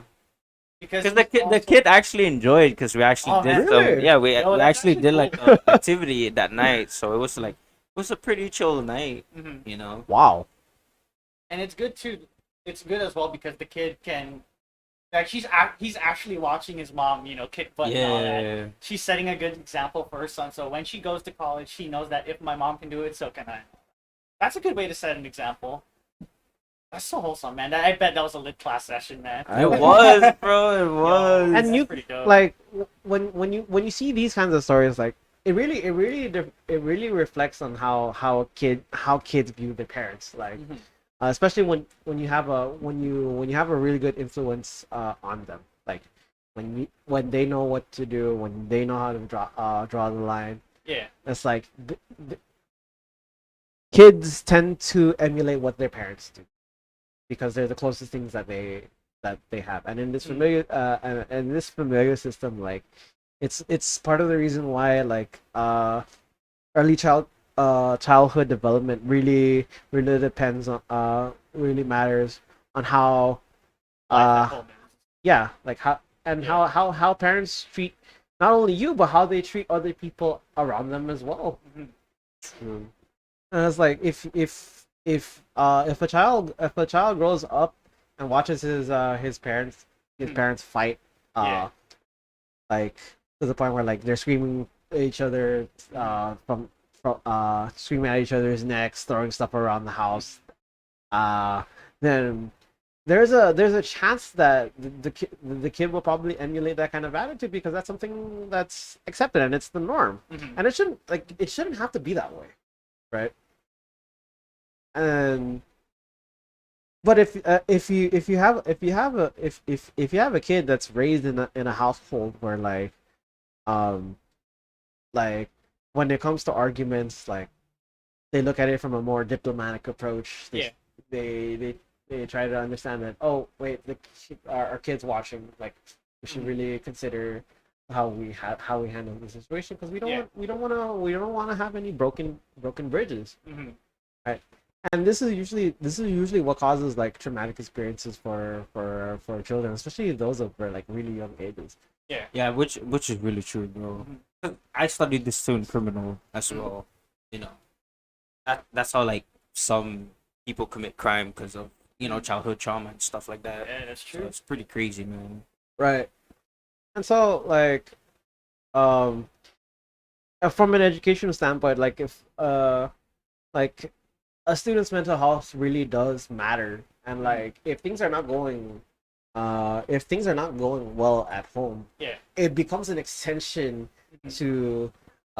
to how it works at school. Yeah. Like for a lot of kids, like some of them may not be interested in going to school. Yeah. And some kids would rather stay in school because they don't want to have to deal with what's going on at home, and that's a really sad Yeah. reality to Yeah, to true. come to. And like when you're around that age, like there's not a lot you can do. Like children can try to run away, but like they don't have unless they have like a really connection with like uh others. Like Mhm. it's hard to grow up in a very chaotic household when you don't have ways to get out, or like in a lot of cases some kids would rather not explain the situation to a lot of people because they don't want to have to they feel that They're a burden. Yeah. not only like some people some would say that they're a burden, but they're also some of them have that fear of like their parents punishing them Mhm. extremely, Yeah. or even worse, like because some kids still care for their parents, like they still deeply care about them, and they would hate, like even when they're under these same conditions, like they wouldn't want to have them get into trouble, Mhm. right? Yeah. Like as a kid, I was a weird kid, and I did get bullied a lot. But then, as I grew older, I started especially when you take criminal justice, you learn stuff like juvenile delinquency and all that. Mm. I started maturing. It's like these people weren't bullies. These kids just genuinely needed help, man. Because uh, sure they look like perks in the outside, but probably whatever they're dealing with in the inside or at home and all that, it must be something really deep. And they Like have to it's take hard for that. them to express it, you Yeah. know. And I was Like that's why they would like take anger on like some someone certain else, people, yeah. you know. Ah. Yeah. So It was tough, man. Like, as a kid, I was like, man, I got bullied a lot. But then as you grew older, it's like, you know what? Let it be. And it made me more open to why these things happen and all that. Because I always tell like people, like, he may be a jerk, but he wasn't born evil. You know? yeah, sure. I would like to think that when kids are born, they don't start off as Mm-hmm. It's just the things that happened around them influence them to become the way they are now. yeah, and I feel like when you are around that environment, you start to adopt the mindset of that said environment. Mm-hmm. Oh, that was that was Yeah, that was that was pretty. a lot to take in. I can relate to the experience because when I was a kid, I used to get bullied a lot, but I never told anyone about that situation because I was scared. Even if I told my parents the same thing, I would have I just didn't have the courage, and it's part of the reason why I hated my middle school experience because I got picked on a lot. I was considered as an outsider. The weird kids, right? Yeah, like I mean, I was a pretty chunky guy that was into that was like all about the Naruto era, Mm-hmm. and like I didn't have I didn't have anything of value to offer at the time. So like Mhm. when I look back, like um it definitely is a reminder of like, you know, things are not as bad uh before. And so like it really carried out my mentality when I first started teaching at middle school, because I was like, man, I don't want to teach at middle school. I had a bad experience at middle school. Mm-hmm. And then when I went in when I went into it, I realized these kids, I can relate to them. I know what it feels like to be a seventh grader. Yeah. Like, so Curious about high school and all that, what they're gonna do next and stuff like that. yeah, I just feel like it was just a beautiful experience just to like, Mhm. Because you once adulthood hits, oh, what do you mean, Mom? I'm paying my bills. What? know. I thought you paid the internet, huh? Oh, oh. Mom can cook food and then like no one's home. Oh, I gotta cook food now. It's like, well, back to ramen. Uh-huh.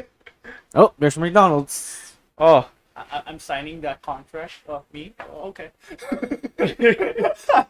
I was don't like- need my parents' here. Sure. I was like, what's a cosigner? Speaking of, bro, have you seen that video where this like girl sued her parents What? Suit her parents. That's wild. for her just to be born? And dude, it's crazy, bro. Wait. I saw this video on TikTok and I couldn't stop laughing. Cause she's like at that age where her parents like said like, okay, you're gonna be on your own. Like they like stopped giving her money and stuff, and then now like she sues her parents, and in the comment section it's so funny because there's everybody just like roasting her like, go get a job, go to college, and Wait, is it the Dr. Phil one? no, it's Okay, not. okay. I don't know if it was Okay. Dr. Phil. I think I remember the Dr. Phil. mean- She was like, "Do you think Mama can live without $1,000 a month?" I'm like, "Ish, $1,000 a month for Dude. free? $1,000 a month, Yo, not bad." dude. When I was Like, she working, was crying, man. She was crying her butt off. I'm like, and then like I was laughing. Dr. Phil's like, "You can just get a job." oh man, She was crying. I'm like, "Do you think I can live without $1,000 a month?" Like, $1,000 a month. yeah, man, from mom and dad. Shit. I was like, bro, I'd be so ashamed if I even ask my dad for $20. I remember working on minimum wage, and I think we got like less than like. Well, yeah, I think the 5,000 one, right? Yeah. that's She's, like, crying her butt off. Yeah. Did you say 5,000? Yeah, 5,000. bro. Never mind. Here I was like at a minimum wage job back in 2015. It was like, wait, what? $5,000 a month. Yeah, there. Oh my Who sued her parents for giving birth to her? god. That's just The internet is wild. that's just stupid. The internet is wild. What? Are you serious? Hey, bro, the way I was raised, if I asked my dad $10, I'd be so embarrassed as hell. I was I was like, like, Dad, I'm so sorry. I'm sure. I'll be happy if, like, if my parents just give me $1 or $2, you know? yeah, like $5,000 is just whoa, like, yeah. like Are you sure if that's I was the parent, I'd be like, who hunting you? Like, are you doing some narcotics? Shit, or cartel? I remember not? like I had to work around the house just to get $10. Exactly right. Like Dude, I had to same. work for my allowance, man. God damn. The comments on that video is just crazy. Like, Yo, crazy. Mike, what's good? Welcome to the stream. I'm like, bro, 5,000 a month, and 5,000. and she's entitled to it. That's the funny part. She's entitled to it. She thinks she deserves it. Yikes! Entitled. What? She starts like crying. What am I gonna do? Like, My bro, life's hard. get out the car, go get an application, and just work. Yeah. I bet she's like the type of people. She buys an expensive drink in Starbucks, and she's complaining to her. You know, my life's hard. She's drinking like some $7 drink. My life's hard. It's like the boba tea. Yeah, it's hard. And she starts crying because you know how expensive it is. I'm like, yeah, we all know how life is expensive. Miss, I have an iPhone 13 complaining on TikTok. I was like, living on your own is hard. I have to admit. I mean, I've lived on my own for about for I think 2 years now. Like going on, this is like last month was my anniversary actually. my 2-year anniversary of living alone. Yeah. But yeah, it's hard. Like you have to balance everything out. Once you live on your own, like you have the freedom, yes. But that also means that you kind of have to like do your own stuff around the house. Oh, yeah. Like It's like when you get sick, you don't have like you can't say dad, mom, you know. Can you get me the medicine and all Yeah. that? Now it's just like, I have to drive to Bravo. Get So- my meds. actually, I actually had an experience where I had a fever, Uh-huh. right? And this was during COVID, right? Mhm. And I was like, I had a fever and I couldn't ask my parents to get me stuff because I was on my own. Uh-huh. So I was like, man, I need to get some soup. So I went down to Winchell's, Mhm. right? And you got a clam chowder? yes, sir.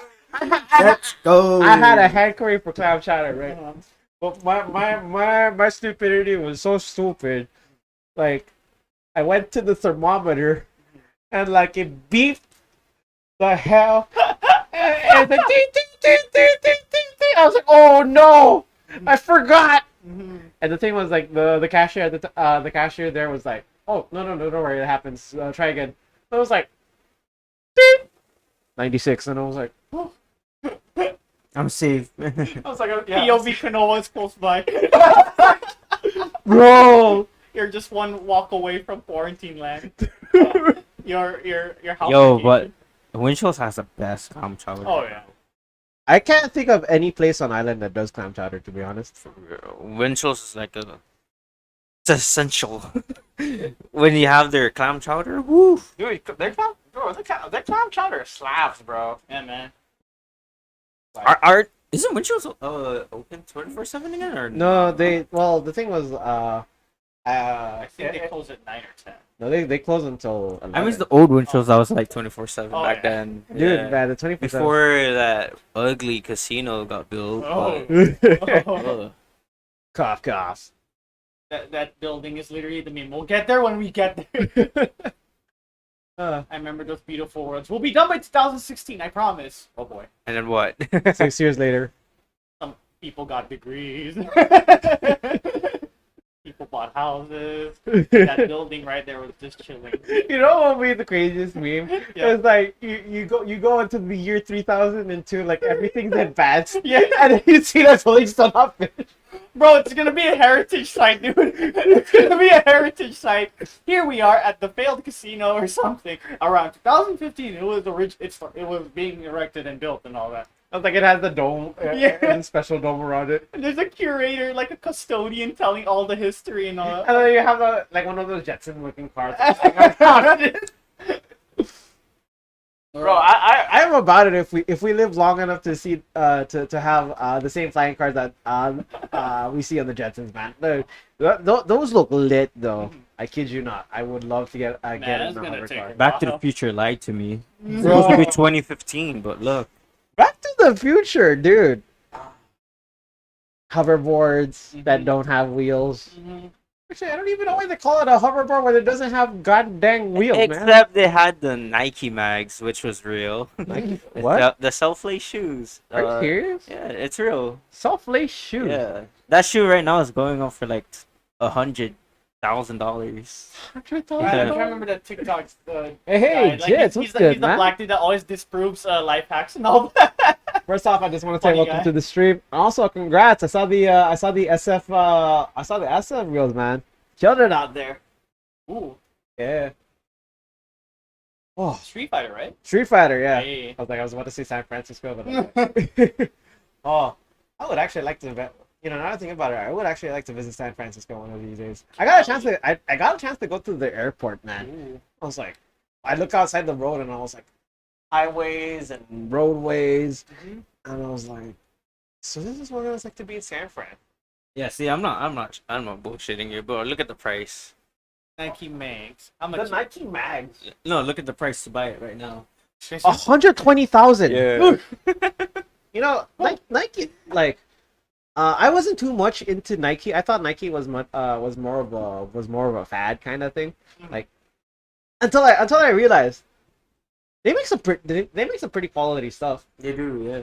It's like when I got into Eugene. Eugene was literally Nike City and all that. Like, I got to visit one of their. We got a chance to visit a Nike store in 'cause, in Oregon. Yeah, that's where the home of Nike is. I was like, Yeah. yo, this was nice. That's why, like, if you ever go to like Oregon State, the Ducks, Mhm. those dude. guys are always sponsored with like Nike Heat, bro. That was like my favorite like basketball Dude, they were- college team back then. Dude, they're definitely all about the Ducks, man. Like when I didn't believe it. Cause like I was like, why is it the duck? I go around the city Yeah. in Eugene and I see ducks everywhere, in the lake, in the streets, crossing the street. I'm like, It's not. It's not even. It's not even like why did the chicken cross the road? Why did the duck cross the road? They're part of the community, you know.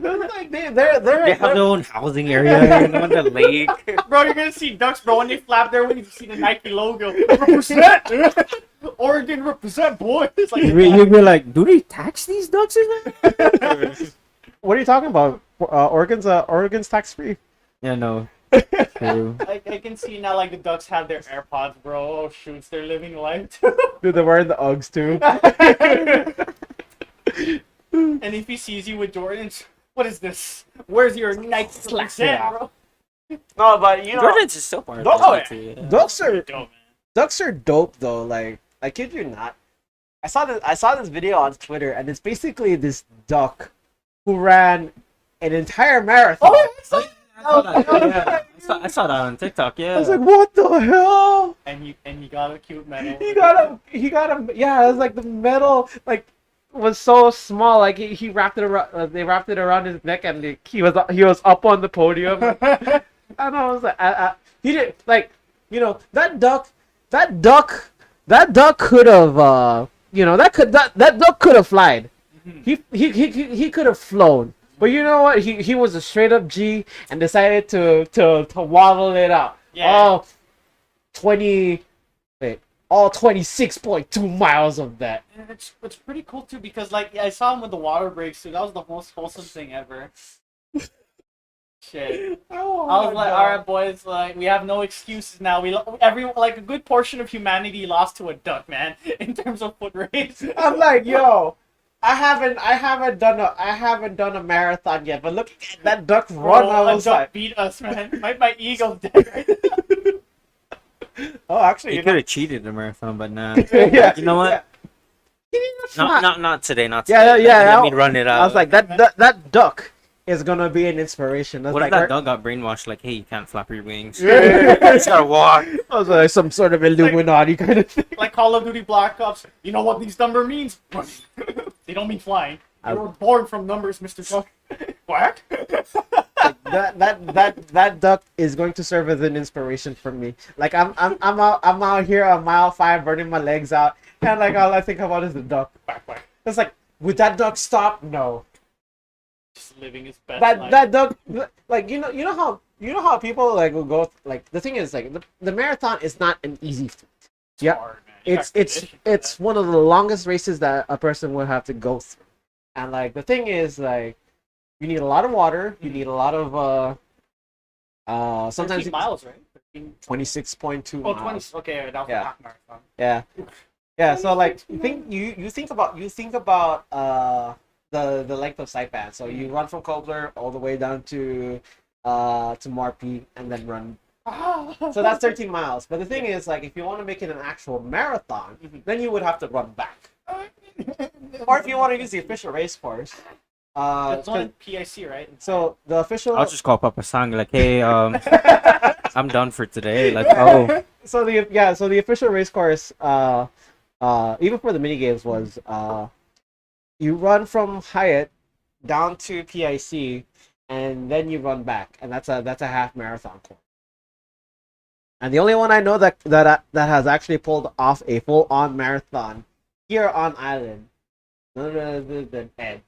Like I remember you telling me this because this was at the time when the Boston Marathon had a virtual run at the time, and at that point, Yeah. it got to where it got to how do I explain? It got to the point where Did he like start questioning his life? He started running. well yeah, because the thing was like he did it at 6 p.m. Mm-hmm. and he ran from PIC going back, and then like I think he was when he was telling me the story, he was like, by the time he got to Hyatt, he realized, oh man, I gotta do it again. And so Shit. yeah, and you know, I did that course before, right? And here I am, like by the time I get to the 6 mile mark at PIC, I realized, man, I have to go all the way back to Hyatt. But like the fact that he did it twice, that is insane. Not many people can do what he did, and man, the amount of effort that he put into that. Like, what's crazy? Like, because he's been keeping up with the mile with The mile challenge. the right, mile every day. the mile streak, Yeah. and so like he still ran a mile after running a marathon. I wouldn't, man. Because like for me, I do try to run every day, but I usually take at least 2 days to recover my body. Yeah. But like running a mile after a marathon, bro, he's made out of something else. Yeah. Shouts out, shouts out to Ed, man. It's like for 5Ks, obviously I still gotta prepare for that. But like for a marathon, yeah.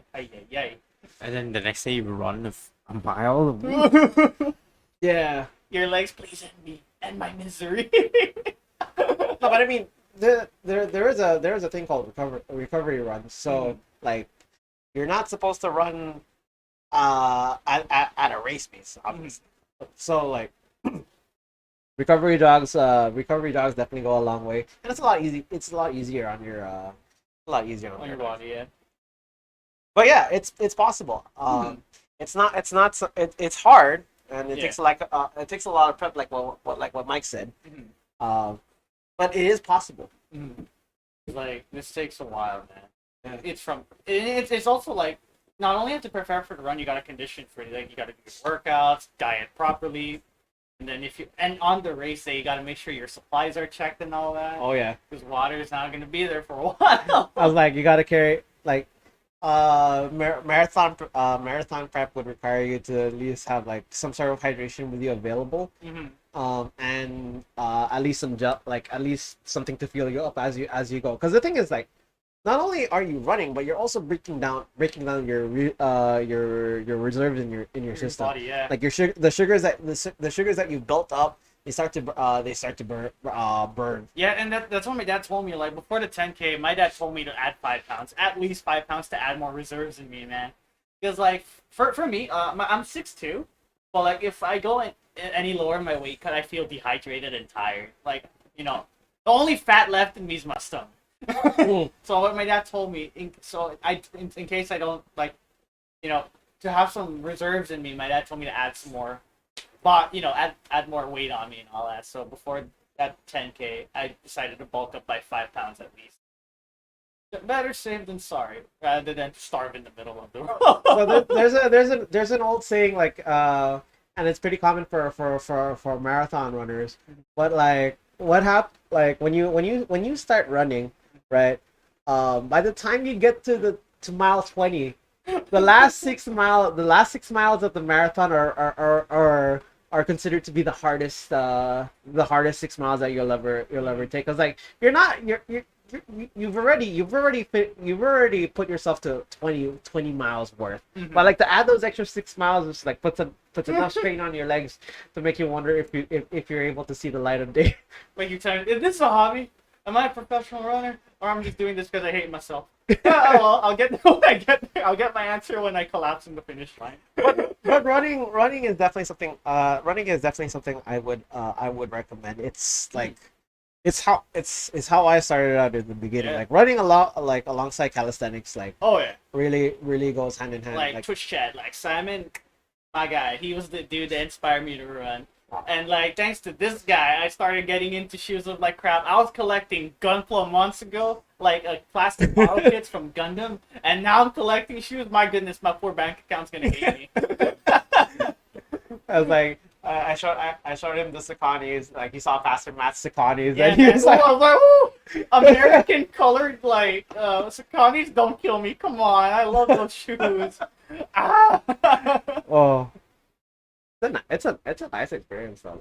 Like running, especially when you run with the community. Oh, like, yeah. it really does have an impact. Like I think building up like running with like having a community, especially when you're on the fitness journey, really has an impact on how you view physical fitness. Because like it's one thing to do it by yourself, but like when you have people around you that support you and have the same goals and interests as you, Yeah. that is what I believe helps people to move on further, and that's what I believe like helps to build you to become a better person, because you're now being influenced by people that want to look out for you, that have the best interest for you. Mhm. And that's why like I being like man, I keep going back to Twitter, and it just so Twitter had a post that I came across, and this one guy was like, here's 20 things you need to learn by the time you turn 30. Mhm. And like one of the things, like he goes on to create a thread of all the tips that you should go through, but one tip stuck out to me the most. And in that thread it says, find people who not only look out for the best interest for you, but also share the same share the same interests as you in areas that help you want to improve. Like, for example, if you want to look into financing, if you want to look into fitness, if you want to look into True. careers. Kind of like the quote, in the end of the day, like, even if you stop studying at a school, you're still a student in the end of the day, because you still learn everything, like new things every day. So I'll always be open-minded and all that to people that you work with in the future and stuff like that. I truly do believe, like I always encourage my students to take on this mindset and believe and understand that learning is a never-ending experience. You learn something new every day. It doesn't stop, man. It doesn't stop. Yeah, it really doesn't stop. Like you could never like our brains are designed to think infinitely, but at the same on that end of the spectrum, like you kind of have to think you immerse yourself in experiences you never would come to experience than the person you were yesterday. Yeah, true. Every day is a new lesson. Oh, that's a pretty deep one. But it's something that's worth noting. Just wait, after this podcast, the three of us are just gonna be standing in the beach shore tonight, just contemplating about life. There's me with a fishing rod. Like, huh. And then What is life? there's gonna be a one dog chilling with us. I think he's the dog that ate the philosophy homework. Yo, Yeah, random dog just appears like, oh, Just like chilling come, with come us. chill. I remember that same dog on Twitter, man. I saw that video of like the dog just like chilling on the beach. He's in a sitting position. His butt's on the sand, and he doesn't care that the water's like the water's crashing against him. He's just looking at the sea. Living, he's just taking it in. He's like telling himself, so there is happiness from not biting your tail. He found a new meaning in life from bite instead of biting his tail. Like, my boy. What if he actually bit his tail, and by that time he was like, you realize what's next for me? Yo, just imagine though. That would be one of the trippiest scenarios to go through. Like, I bet he's like, was I really a good boy? was sitting down when my master told me to sit. Did it make him really happy? These are the kinds of questions we like to uncover when we get here on the podcast. I'm telling you, bro. Like, if that dog ate a little too much philosophy homework, he'll start asking questions like, "Does a tree make a noise when it falls down?"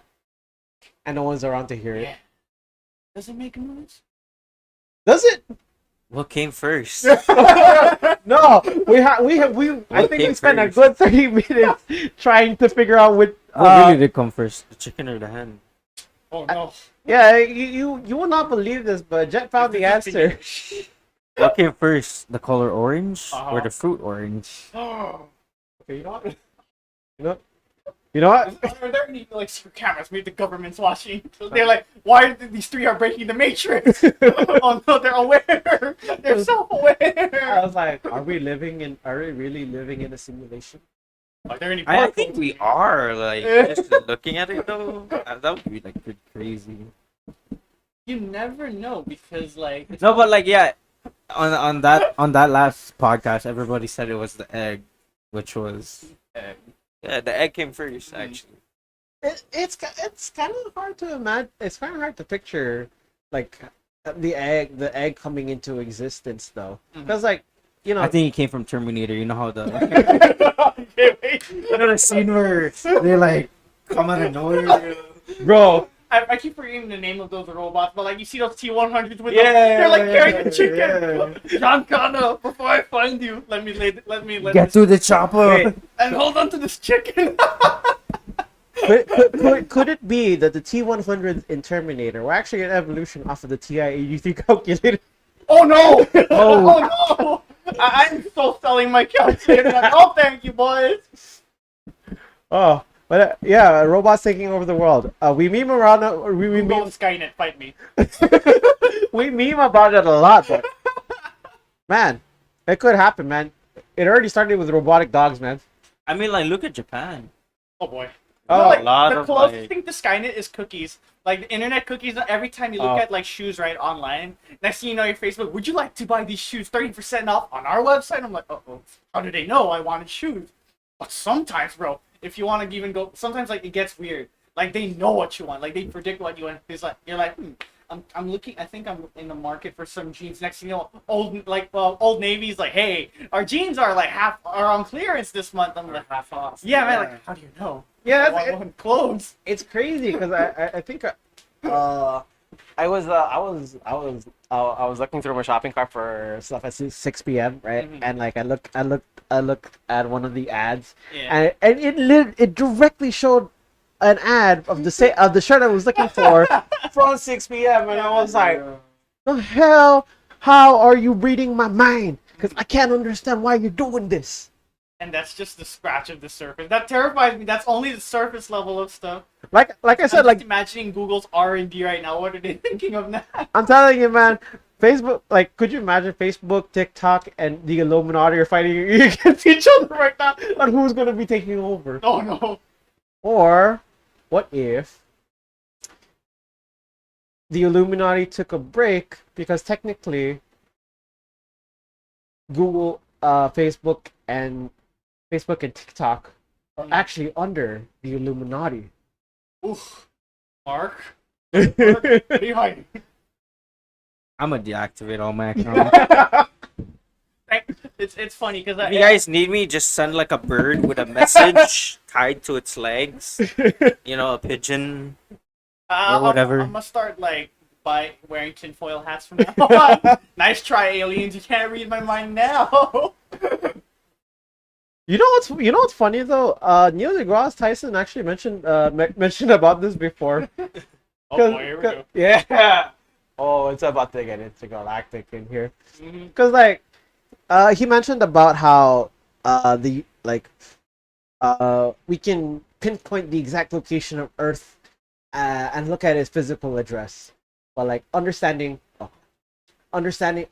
its position in the on a galactic scale Yeah. makes us realize that, oh, we're actually showing other life forms out there our address Yeah. where our planet is, Mhm. and we don't know if aliens are good or evil. hmm So it's like we're literally just giving out our information to aliens out there. You know, I always tell myself, like, you know, I swear, we cannot, like, it can't just be us, you know? We're not the only life forms out there.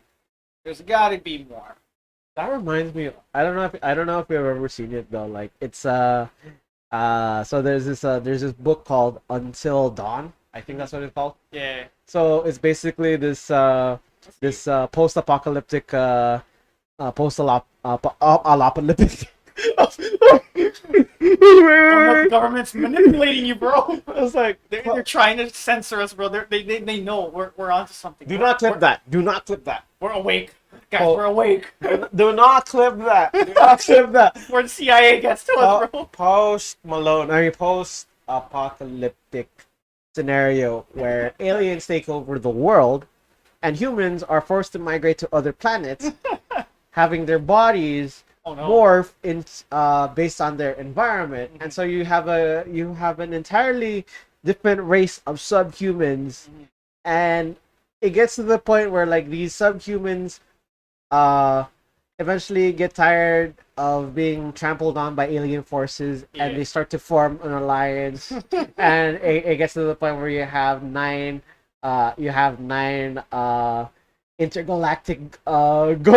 intergalactic alliances, Oh boy. and they use those intergalactic alliances to take down the aliens that took over Earth. But then from there, it gets to the it forms to the point where while they had their time of peace, these same nine alliances go ahead and fight against each other for ultimate supremacy. Oh boy. And I was like, what is this? What is this book? And the thing is, like, it could actually happen. You never know. We're literally just one planet filled with life, and with the advancements of science, there's always like millions of planets and stars out there. So we never know. But it makes you wonder because, like, when you look at video clips on the internet, like, it makes you wonder if aliens, if those are actually aliens that exist. It's like the universe and the stars are an interesting phenomenon, but like sometimes it's hard for me to believe the things that I see on the internet, because Yeah. it's like it's hard to determine whether they're real or not. Mhm. Like, there's this one like, just recently I saw this one video where they were at the scene was taken at a football field Mhm. at night, and you see two spaceships Yeah. off in the background, just like flashing and stuff. Mhm. And I was like, is that real? Do you believe aliens are real? Speaking theoretically, yes. Bro, I was, Like, I like, thought myself, I man. don't know, bro. That's a trip actually. But like they said, like looking at like Egyptian, like like Oh, those. pyramids. Yeah, and no, not stuff. pyramids, but Oh. like those artworks. Oh they yeah, the have. hieroglyphics, right? Yeah, Hieroglyphics. bro. Like, So- have you seen the first Rolex? What? Ooh. Bro, like Bro. Egyptians had like no, like that ass. Like this sounds Wait, trippy. no. But like, wait, Rolex? Really? Yo, Let me check okay. this, So that's actually- They were rolling out with a Wait, does freaking. this mean Alexander the Great had the first drip jacket, bro? Shit. Okay, I need to check his grave real quick. Check it out, boys. First edition drip. It was like, Speaking of like advanced life forms, like my friend made a joke. We got some girls in TikTok shaking their asses, and then we got some aliens up there with particle collision theory rifles, bro. Shit. bro. Did you say theory rifles? Yeah, man, particle collision, bro.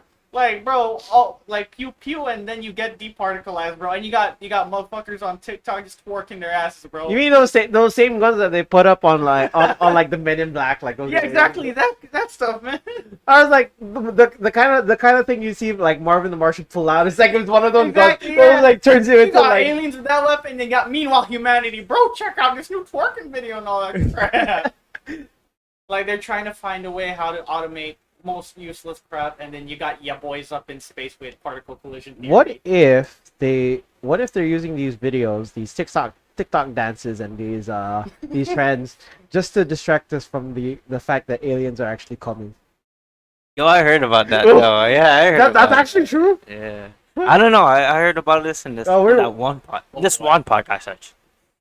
I feel like we're gonna become that one podcast. Like, we're how do you say we're awake, guys? We're awake. It's like, Ew. Stay woke. Stay woke. Whoa. Yeah, guys. Stay I don't woke. know how to feel about the woke culture though, because Oh, it's boy. like, yeah, it's No, not it's, woke. it's- Say enlightened. I like Be the open-minded. like enlightenment, sure. Being woke Oh boy. is kind of hard to grasp in this day and age, Mhm. because it's like, are we really woke, or are we still asleep? For me, I'd say we're uninformed, very uninformed, Hmm. and very close-minded, and we tend to generalize things very quickly, and then we'll start pointing names rather religiously. Yeah, true. So in our case, we're just being open-minded. Yeah. Like it's his penguin mascot with like the third eye open, and like you see arms behind him, bro. Like I think it's called like those Buddhist like gods and all like Ashura and all that with all 6 Oh, arms the and all that. other. And then he has like the halo behind him, bro. That's how enlightened he is, bro. I was like, we're gonna like. I was like, we're gonna stand behind, like you see all these arms. We did it, boys. We ascended a little too much, but we got there. Dude, that's crazy though. Just like looking at that from on in, I could imagine. It's Yo, always- Mike, thanks again for tuning in, man. Stay groovy, man. You take it Thanks, easy, my Mike. guy. All right, but yeah, it's like the woke culture has really brought itself into like it's nice to bring awareness, but like it's also brought up a lot of extremist point of views too. Like I think yeah, it does. like it did. I don't even like because the woke culture also was what brought up the cancel culture, and that in itself was just Yeah. That. it's terrifying to think about, like from that perspective, because man, like it's scary to be an influence of some sort with the fear with the constant fear of being cancel cultured for something, Yeah. and like you don't even need evidence. That's Yeah, the and problem. that's what pisses me off. Like they're gonna make these allegations, and they do not have a single citation, and that's where it kills me, man. I'm like, where's your citations? You can't just like poop it out of your butt and say, Stalin is a good boy. No, like Stalin does not do flowers, bro. Like he doesn't like grow flowers on the side. He probably put you in a gulag if you said that. And I tell people, unless you guys have proper citations, your arguments are like, Neanderthal. I think the cancel culture is just too much, man. Or it's like it's to the point where like the rhetoric is focused more on emotion rather than logic. Mm-hmm. And like don't get me started like with like, well, that's one aspect of the woke culture. The other thing is like when you fit it into an agenda, Oh yeah. it really It doesn't feel genuine anymore. it True. feels very counterintuitive, Yeah. if you will. True. No, I'm not saying like we should ignore the Social issues around us. right, and we live in a day and age where we come to accept a lot of things. We come to accept trans rights. We come to accept the LGBTQ. Yeah. And we're more open to understanding races and cultures. But Yeah.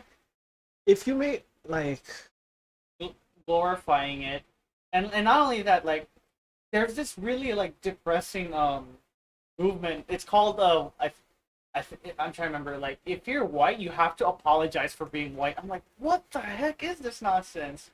I think it's called. I'm trying to remember what it is, but apparently being white is a crime. I'm like, that's ridiculous. Who the hell's making up that crap? My white privilege. Oh no, I have white privilege. Boo hoo. I'm like, bruh, you literally bleed red like me, man. You are nothing but a human being yourself. honestly though, that like, if you look at the definition of what a racist is, like it applies to all. Yeah. Like being a person of culture, being a person of a different nationality, and making comments about Yeah.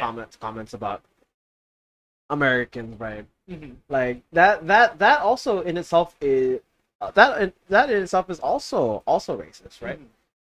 It's equal. Yeah. Right? Now, we're not trying to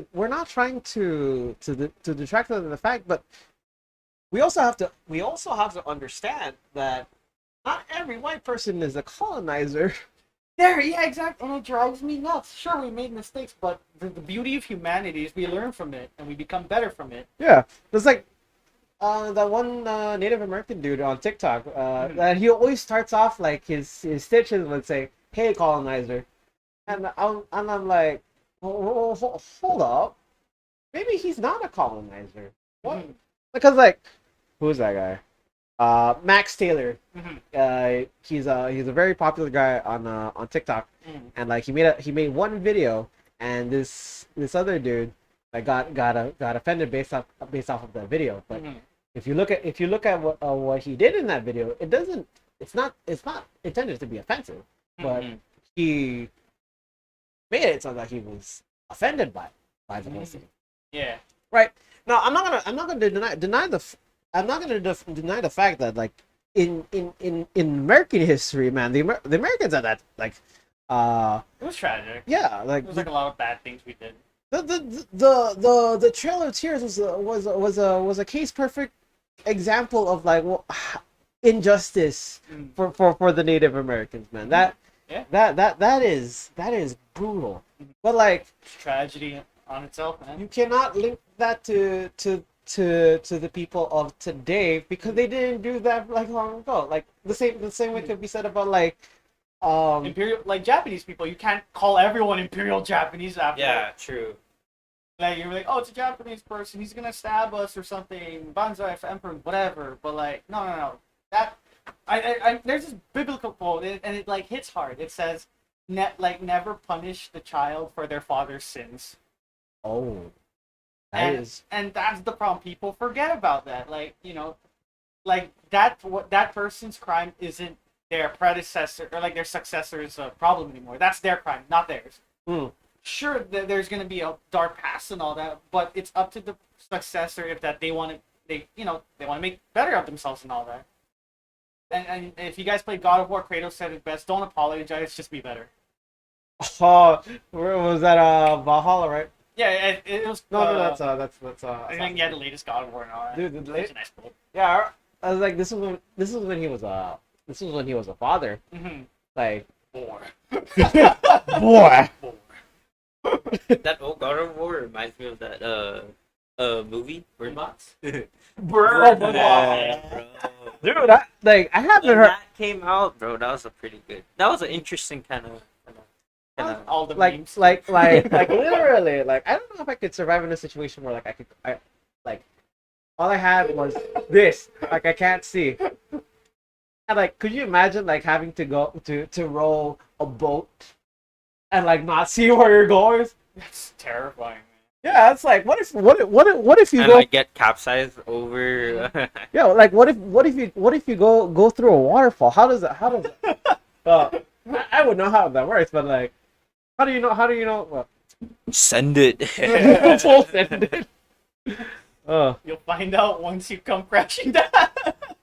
I was like, if they actually portrayed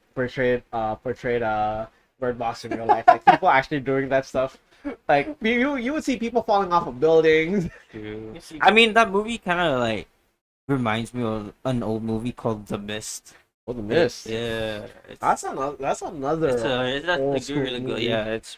The Mist. Okay. I'll keep an eye on that movie. There's like 2 movies already.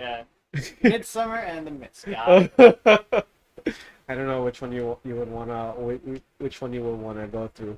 Don't worry, I got a lot of time tomorrow. Actually, I remember we were mentioning about this also, but have you seen Local 58 already? Was it Channel 58 or Local 58? Local 58. Yeah, that's the one you told me. Yeah. The Moon Aliens. Yeah. It's, And like Local 58, it's a pretty interesting. Local 58 Yeah. was just Local 58 had some very disturbing images, man. Mhm. Like to the point where like I could not sleep. Like I was telling you like right after I watched that, like I turned on my lights when I slept. 'Cause that's I was all- about to watch that after Midsummer, but I just needed to wrap my head around that movie. Yeah, Anybody in the chat watch Midsummer? It's interesting. That's if you like horror movies. I'm not saying that you should watch Midsummer if you don't like don't like watching it. Just as a quick Disclaimer. just as a quick disclaimer. Disclaimer, yeah. If you guys are not really into horror, just Another what like, I would recommend Teletubbies. the horror version. Oh no. Oh, horror versions like the you ones. see them eating up the sun or something. Oh, that's like, like- Meteor. Oh, speaking of horribly disturbing stuff. Don't hug me, I'm scared. Ah yes. You ever seen that series? Bro, Don't hug me. Don't Hug Me, I'm Scared was one of the craziest video series. I don't know how much mental trauma I got after watching it, but man, But one thing's for sure, credits to the authors, man. They Ah, so good. Did you hear though? What Like the? they had a TV series. They have a TV series now. Why does he look like a guy from Sesame Sesame Street. Street? Yeah. I think that was like one of the key. How do you say this? That's like one of the key art styles of the whole thing. Is this like a horror or just? Surreal. It's surreal. It's Why do they have a meat? Huh? The Oh, God. So basically, the type "Don't Hug Me, I'm Scared" is like a surreal horror, and not horror per se, but like it makes you think twice. oh, Like Like it's gonna make you. I think might deep. just watch this Like, later. it's a reflection of like Bro, how the this media. guy looks like- scary. Which one? This Oh, yeah. oh, red guy. Yeah, man. No, actually, red guy is the MVP here. Red guy is the MVP of this entire series, and I will defend that to this day, man. Red guy, Defend it with digital dance. digital dancing, dude, because red guy is the savior of the entire series. Mhm. Like, he goes beyond what the media thinks is appropriate, Mhm. right? And I forgot who it was, but the dad, the shadowy figure. I forgot what his name was. Yeah, I'm down to rewatch it. Yeah, Oh. let's go. I was like, I don't know if I'm ready to rewatch. I don't know if I I'm know what ready I'm doing to. before I sleep. Let's go. It's like, but yeah, they're coming up with a new TV they have a new TV series that's Oh. coming out this month actually. Oh, let's go. Yeah, it's like, so it's supposed to be based off of so it's a continuation of Don't Hug Me, I'm Scared, but they're in a new city. Ah. Yeah, and in this new city they're having an election. Mhm. Oh man, Film Theory did an analysis on this, and I gotta say It's pretty spot on. it's a pretty spot on Yeah. reflection of the American of American government. But man, like, don't hug me. I'm scared. When you look at it, like, aside from all the creepiness and all the disturbing stuff, like, to look at it from a very academic. I'm going into academics here. Like, if you look at it from an academic standpoint, it really shows like how much media can detract us from what is actually true. Mhm. Like, in terms of creativity, like, you can't have a person be like, yeah, you can't have a person become creative if you tell them what they can and can't do. Mhm.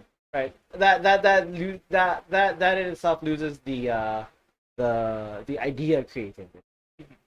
Or even like Free will. free will, yeah. Or even the fifth episode where they talk about food and diet. Mhm. Like, they talk about how like these are certain foods that you should eat, but in reality they're forcing you, they're convincing you to eat like junk food and stuff like that, and it doesn't make you healthy, Yeah. right? And I was like, the man, that one disturbed the hell out of me, because like it shows like the guy, like one of the characters is being gutted by the can, and I'm like, Yeah. oh, I'm just getting shivers the- just thinking. I'm just getting shivers just like thinking about The it. fact that I'm excited hearing this again, like, oh yeah, I'm watching this. So yeah, it's funny because like when I was doing a YouTube, I was showing some of my kids a video on YouTube, and Don't Hug Me, I'm Scared was in my autoplay, Oh, boy. and they were like, "Yo, don't play Don't Hug Me, I'm Scared." I'm like, "Well, you out of your mind if you think I'm gonna play that in front of you guys." And I don't that even- You made your entire class curious. I'm like, sure, look at it on your own time, but don't say I didn't warn you. Cause man, like, Be like that. but they were really these guys were really spot on with their content. Uh-huh. Like, my God, The students, man. they you know what's funny? They had one video out of that was from the same creators as Don't Hug Me, I'm Scared. And in my head, I was like, I'm gonna see something disturbing or creepy, right? I was like, no, it's just children jumping around and confetti and whatnot. And I'm like, really? There's a catch, maybe. That's what I was thinking, but there was nothing. Ah. I was like, it was super harmless, Mhm. believe it or not. Hey yo, let's go. 2 hours and 30. Let's go. I haven't seen these movies. There is nothing. Username 666. And the Winnie the Pooh horror movie. Oh, that one. I saw clips of that. Blood I and saw Blood a and Honey? yeah, I saw a trailer of that. See, like we need to put drowning somebody. Oh, Dude, that's Whoa! that's like some Freddy versus Freddy versus Jason kind of. Speaking of scary stuff, guys, you should search up it's a cursed like painting called The Crying Baby. Yeah, wait, I heard of that. The Crying Baby. legend, yeah. It's real, and they said like if you really like just focus on the painting, kind of like feel like lightheaded, and then you just like feel so nauseous, and then you just start like I don't know. They said something about the painting, but like if you're like really focused on it, you just feel like weird after. Like you feel sick. Yeah, something like that. Which is, you know. That sounds like one of those. One of those... Yo! Yo! No! No! Whoa, bro. Whoa! Yo! We can't have that. Yo! This picture? Oh. Watch. Focusing it now. I'm Yeah, I like- heard about this urban legend though. I think there's the other one where it's a puppet and it sits on a chair and all that. It's a cursed puppet. And it was like, and the fact that it was. Is his name Charlie? Yeah! Charlie the Puppet. I Charlie the remember that. It's not even Halloween yet. That's Annibal's brother right there, guys. It's not even October yet, guys. Why the hell are we talking about scary stuff? Well, to be fair, I do follow. I do. So I watched this YouTuber. His name is Alpha Beta Game, right? And he plays a lot of indie horror games. Ah. okay. Yeah, so that's why like every time he has a new release, I'm like, all right, time to watch it. I think my brain already gave up on horror. It's desensitized. I wish I had that invulnerability to scary stuff, but I'm super sensitive when it comes to it. I'm that one guy that like during class that was screaming at all the scary parts, and everybody around me is like, this isn't as scary. And I'm like, man, I'm like, Like who hurts you guys? like my friend told me I'm the type of guy like the killer be like, ah, me, aha, with like a frying pan, aha. As Mermaid Man would say, bring it on, bring it on. You got the gloves on. Before I die, bro, I got a 1v1, bro. Oh, Die in the like, blaze just, of like, war. just like head on. Like, with yeah, all you of can that. see it like Jason's about to murder all three of us, but then before I die, you hear that one frying pan. Pink! I tried, guys. I That's like- tried. You're going into a horror scene with PUBG logic. I Peek tried. him, man. He's weak. He's one shot. Come on, guys, he's low. He's low health. Tornade. Flashbang him That's- or Molotov. That's like going into Dead. That's like going into Dead by Daylight with PUBG logic. The Oh mindset. yeah. that No, game. could you imagine if you put those two together, Dead by Daylight plus? Like imagine playing a horror game that you could peek. Like you know.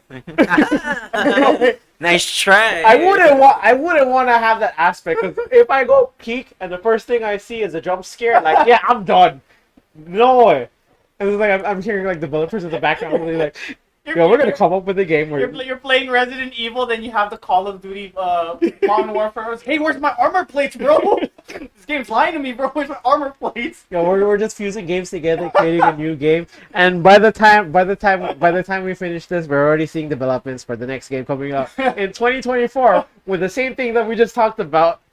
I bet we're predicting it all right now, bro. You're playing like Dead by Daylight 3 or something, and then next thing you know, where's my armor plates? Armor plates, perks. I'm like, wait a minute, perks? That's like Got like Season dead pass? silent. that's like playing Phasmophobia with like Apex Legends mechanics. You see the season pass mechanics? Now you get this sniper rifle attached to a thermal camera. I'm like, a thermal camera? I'm a 360 no scope. The scope, the goat shit.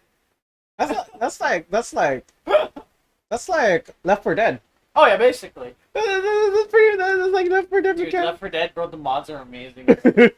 I think I remember playing Left 4 Dead, bro. Like with cheats. Oh yeah, You could fly unlimited dude. ammo. Like, especially if you're like trying to teach your friends how to play. It's like, hey guys, look, it's the Witcher. No, don't touch the Witcher, bro. I got cheats, bro. I'm just gonna frying pan the witch. you see the witch like just attacking you, but your health is like not even going down. They're like, how are you doing this? Dude, It's magic.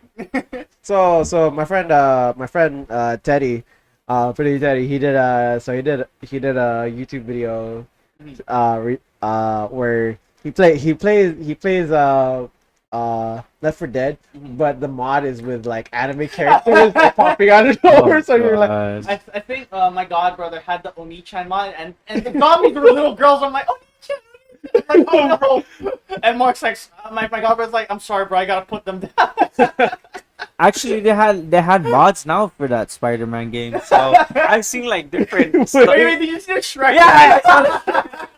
Shrek's just like swinging, and then in the video titles like, we needed this real hero over here. The real. And speaking of Left 4 Dead Alright. mods too, I think you can replace the tank with Shrek too, and that's where I started losing my crap. I can't believe that this is a how thing. to fix horror games, add mods. Especially like the Resident Evil Village. Oh yeah, Dude. yeah. Instead of like a knife, bro, you Yeah. got like a fly sword smack. Yeah. That's bro, like y'all are savage, man. Yeah. Y'all are thirsty with this mod. Like game mods now be like, it's just troll, Yeah, man. but in like a good fun way, you know. Hmm. It's good for content. Yeah. Just to spice up your playthroughs. But I know there are some games that are pretty strict about mods these days. Like Oh, yeah. Smash is a pretty good example. I mean, we still have content creators that still make mods and stuff, but like it's at your own risk because Nintendo gets to the point where like when they see mods, they're like, Bandless. And not only that, like if you really want to start going ham on modding, your Switch has to be in a specific update. yeah. Like, yeah, you gotta not update your Switch at all. I'm like, damn, that's tough. And so like when I heard about that, like the only reason why I knew about it was because I had a friend who had his Switch modded, right? And like Nintendo was so strict to the point where when they found out about it, they literally deactivated his Nintendo account. Ooh, Yeah, they were tough. they were that strict, and that was the thing that was the thing that got to me. It's like, yo, that's why like even when I look at all the mods that appear for like Smash and stuff like that, I'm like, yo, this is nice. And then and then when I look at the drawback behind it, like It's not worth it. I don't think I'm ready. Want to to get banned? like getting banned in Nintendo is something that's just like. Hey, Always- but anybody in the chat, let us know what games do you guys like to play? You know. Oh yeah, I mean, we've definitely come a long way, but looking at the current demographics, like a lot of people like to play shooters. I think it's one of the top games Yeah. gaming categories out there. Shooting games. Fortnite is addicting, man. Oh yeah, It's Fortnite is crazy. a hell of a drug. Shout out to my homeboys that I play with. Dude, I remember My homie Al, Gid, Nate, Pat. I remember like when we hosted when esports Micronesia hosted a Fortnite tournament. I remember how many teams signed up for Fortnite just to join in, and it was duos. So like it was insane at the amount of teams that we have here in Saipan. There are teams. No, actually no. I take that back. No, they're not just teams. They're clans. We have a lot. True. We have a lot of clans here in Saipan, which is crazy because you have Team SPN. You have I forgot. Team SB, which is Team Strictly Business, Oh yeah. and I think Man, I forget because there were a lot of clans and like man these guys were like when I did announcing for Fortnite man I was like these guys know how to build man my god like it's just crazy to wrap your mind around this thing like Fortnite is actually a really big deal. Actually, now like a lot of like people that play like Call of Duty now, they transition to Fortnite because there's the mod where it's like no build, Dude, so it's just all gunfight, Dude, and just no build which I'm thankful for yeah because man that's like back then building was the hype, but then everybody made it like over like the top like The way crazy they stuff. flick their mouses Yeah, to trap your enemies and all like not bruh. even you know what's crazy though it's not even mouses they do it on controllers man and I'm like how the hell do you make a 5-star mansion Yeah, when to run away. And all when they that. thought one of the big Fortnite players was Aiden, and then he transitioned to COD, so everybody thought he was cheating because they're like, how do you do that with control? with just a Like, bro, controller. people could do certain things. That's why I was thinking the same thing too about like how Fortnite players are able to build stuff like that on mobile, man. That I guess it's just like muscle memory. I guess. Oh yeah, Right. hours of practice. Yeah. like you need to be able to be able like here I am still struggling to figure out how to build 90s. And like these kids like most players already got past that phase. Like they'll do double 90s. They'll do I remember how Fortnite used to be really toxic too. Like you have like these 8-year-olds just talking on the mic, and like, haha, you can't build. man.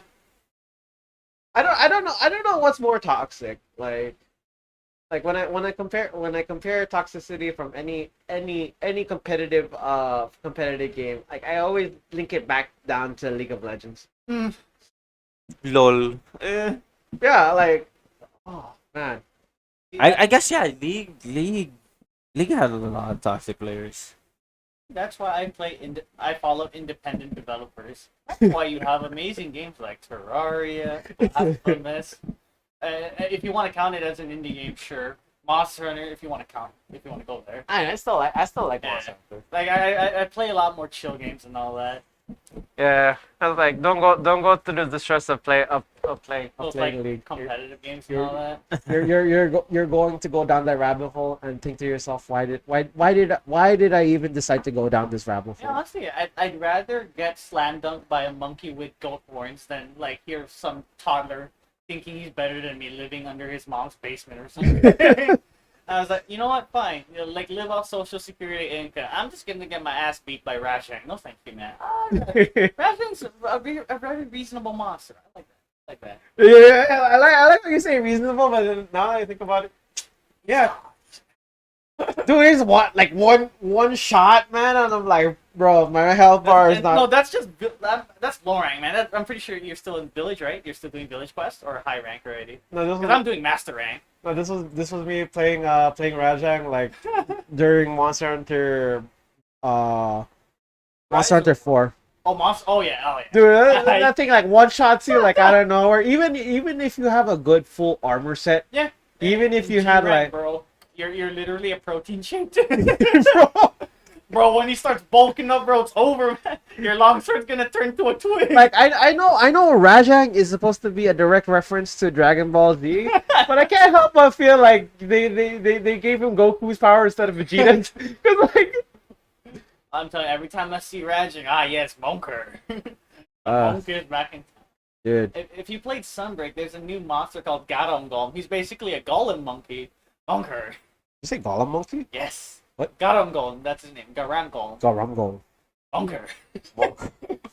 Like, in terms of his armor stuff, he's pretty good for hammer mains. I don't know why. I just remember that video on TikTok. Like, Mhm. it's a toy monkey. Mhm. And the thing is, like this monkey, even if you drop it from the high from a 10-story building, like it just squishes, and like it'll still retain its form. And I'm like, yo, I want to get that, And then you have Raging. He'll jump across the map just to like slam dunk you, bro. dude, man. Like And don't get me started with his lightning laser beam, bro. That's the most bullcrap attack ever. I'm like you have very little time to react to that. Like you have to sit there's a certain time where you have to like Superman jump in order to avoid the laser. iframes. it's funny to tame a Rajang. This is just the base Rajang, by the way. To tame a base Rajang, when he's Super Saiyans, you gotta smack its butt. I'm not joking. What the- Its ass or tail, if you want to, you can interchange it. The butt or the tail is where you calm it down. So essentially, as my friend put it, you're sticking your thumb up the monkey's butthole to calm it down. And unfortunately, it only works on the base Rajang. But if it's a furious Rajang, it doesn't work because it doesn't have a butthole, as our friends jokingly say. But actually, no, it just has a short tail. The Rajangs with the long tail, you can calm down. But the ones with the short tail, you cannot. So my friends theorize it's angry because it has no more butthole. The past like the Rajangs with the long tails were the normal ones. Those are the ones with the butthole. You can can't. poke it in there and calm it down. Can't. Like I still like really chill games, but I don't know. I still have a soft spot for competitive games. It's kind of like if you're like that one toxic ex-girlfriend and you're like you can't help but go back to her because you just have that nostalgic feel. True. I mean, like playing like competitive games is just like I don't know. The adrenaline just builds, you know. And I think one advantage with competitive games, there's always people playing it. The problem with like a lot of independent developer games is that there's the population tends to be smaller, and trying to find people to play with is a lot tougher. Like last night when me and my homies were playing Fortnite. Oh my god! Like yeah, we'd have like some dubs, but then we want more. You know, like we're craving for that. Like Fortnite's like, hey baby. You know what I find surprising though, like the popularity of Apex. Like the thing was like when it's That's like a love and hate relationship I have with that game. yeah, but you can't deny the success that it has garnered over has, the years. yeah. Because like people theorized that Apex would be the one game that would come out and just like never be talked about again. Like Because I remember when it came out, like back then, I think it was the calling hype. it. Yeah. And but like the detractors or the haters would be like, oh, it's just Titanfall. They slept on it so hard, man. It's just Titanfall. no, but the popularity behind like when it first launched was insane. It was. Like you had Ninja, you had Tim the Tatman, you had Timmy, ACU. I think you even had Pokemon playing. Yeah. Yeah, Pokemon. Valkyrie. yeah. Valkyrie's mostly. In general, a lot of like competitive like people who play like competitive shooters, like they just jumped in to give it a shot, man. But because of that garner traction, like people started to hop onto Apex. Like it wasn't a 100-man. It wasn't a 100-man player. It wasn't a 100-man player game. It wasn't as hype as Fortnite was, but still, like people still came back to play the game. And what's really cool is like, every stage changes in Apex, and it's gotten to the point where like Apex has a mobile game now. Like True, yeah. that extension is absolutely insane. I mean, like, I don't want to be wrong or anything, but I think like PUBG now is like kind of dying out because of the newer game that came out called Super People. Super people. Yeah, so it's Oh. like It's like the buff dudes, right? Or something like that? no, it's like Okay. PUBG, Okay. but then your character has abilities. Oh, okay. Ooh. Yeah. So Okay, that's interesting. you can still peek and lean, you know. Yeah. But like your character has like abilities, and There's this like I downloaded it, but I haven't played it. But I've seen like, videos of like streamers, like the Reviewing it, big right? PUBG streamers like Choco Ooh. Taco, Mhm. Halifax. interesting, yeah. So Okay. you start moving on now to like Super People. So it's like I'm trying to remember the name of the game. So it's another battle royale, but you play as a wrestler. And like power ups, What the- yeah, dude. And your power ups are protein shakes, and I love Yo. Instead of rifles, bro, instead of weapons, you collect attacks, and you can interchange attacks and all that, bro. Like it's a battle royale with some fighting game mechanics. So like you gotta understand frame data, when to punish attacks and all that. I'm like, and you play as like a pillar man, dude. I think guys like Maximilian dude tried it out too. It's like the funniest shit ever. So yeah, this is what happens if Pillarman had like a battle royale and all that. I know JoJo's had their own fighting. No, they had their own battle royale game. It was out in arcades in Japan, Wow. and like I was like, shoot, man, I would like. I would only like- remember them having two fighting games. I think it's called Eyes of Heaven, or not, something like that. Eyes of Heaven, Like and then this- there was a really The old Sprite school one. game with when whole horse is busted as hell. Dude, that game was actually really good for a 2D fighter. Like I don't know what it is. Like I don't know what it is. I just don't have the same feel for the 3D arena fighter You know, it's a archetype. good arena like game, like nostalgic. Team Fortress. Ah, yeah. Oh, I think Team characters I love Fortress. to play. Yep. I know I suck at it. I love that doctor dude. Oh yeah. The guy that could Medic! vanish. Yeah, man. Medic! Ready. Like I know I suck at it, but I love to play sniper. And another character I love playing also soldier. I was those like young kids that love to rocket jump and all that. I was like, just yeah, want- I can rocket jump with my my pathetic cute laptop and all that. I thought you just wanted to throw a piss at people. Oh no! Oh no! That's one of my very salty days, Oh, bro. I was So many like, fun characters. the man. mechanic there is like you throw piss at somebody and then you get crit. Yeah, man. I'm like, This game's amazing, man. I mean, like also too, Valorant got big too as well, man. dude, well, It's the blend people were looking for, like the simplicity of CS:GO and like the nuance, and then like the ease of I say and the I keep forgetting that, and like the change, like the improvements of life changes, you know, just to make stuff easier for shooters in general. Yeah. oh, Like aiming down your sights, because in CS:GO you can't do that. Oh, You yeah. can't do that, yeah. Unless you use like a specific gun, like the AUG and I forgot the other gun Yeah. thing.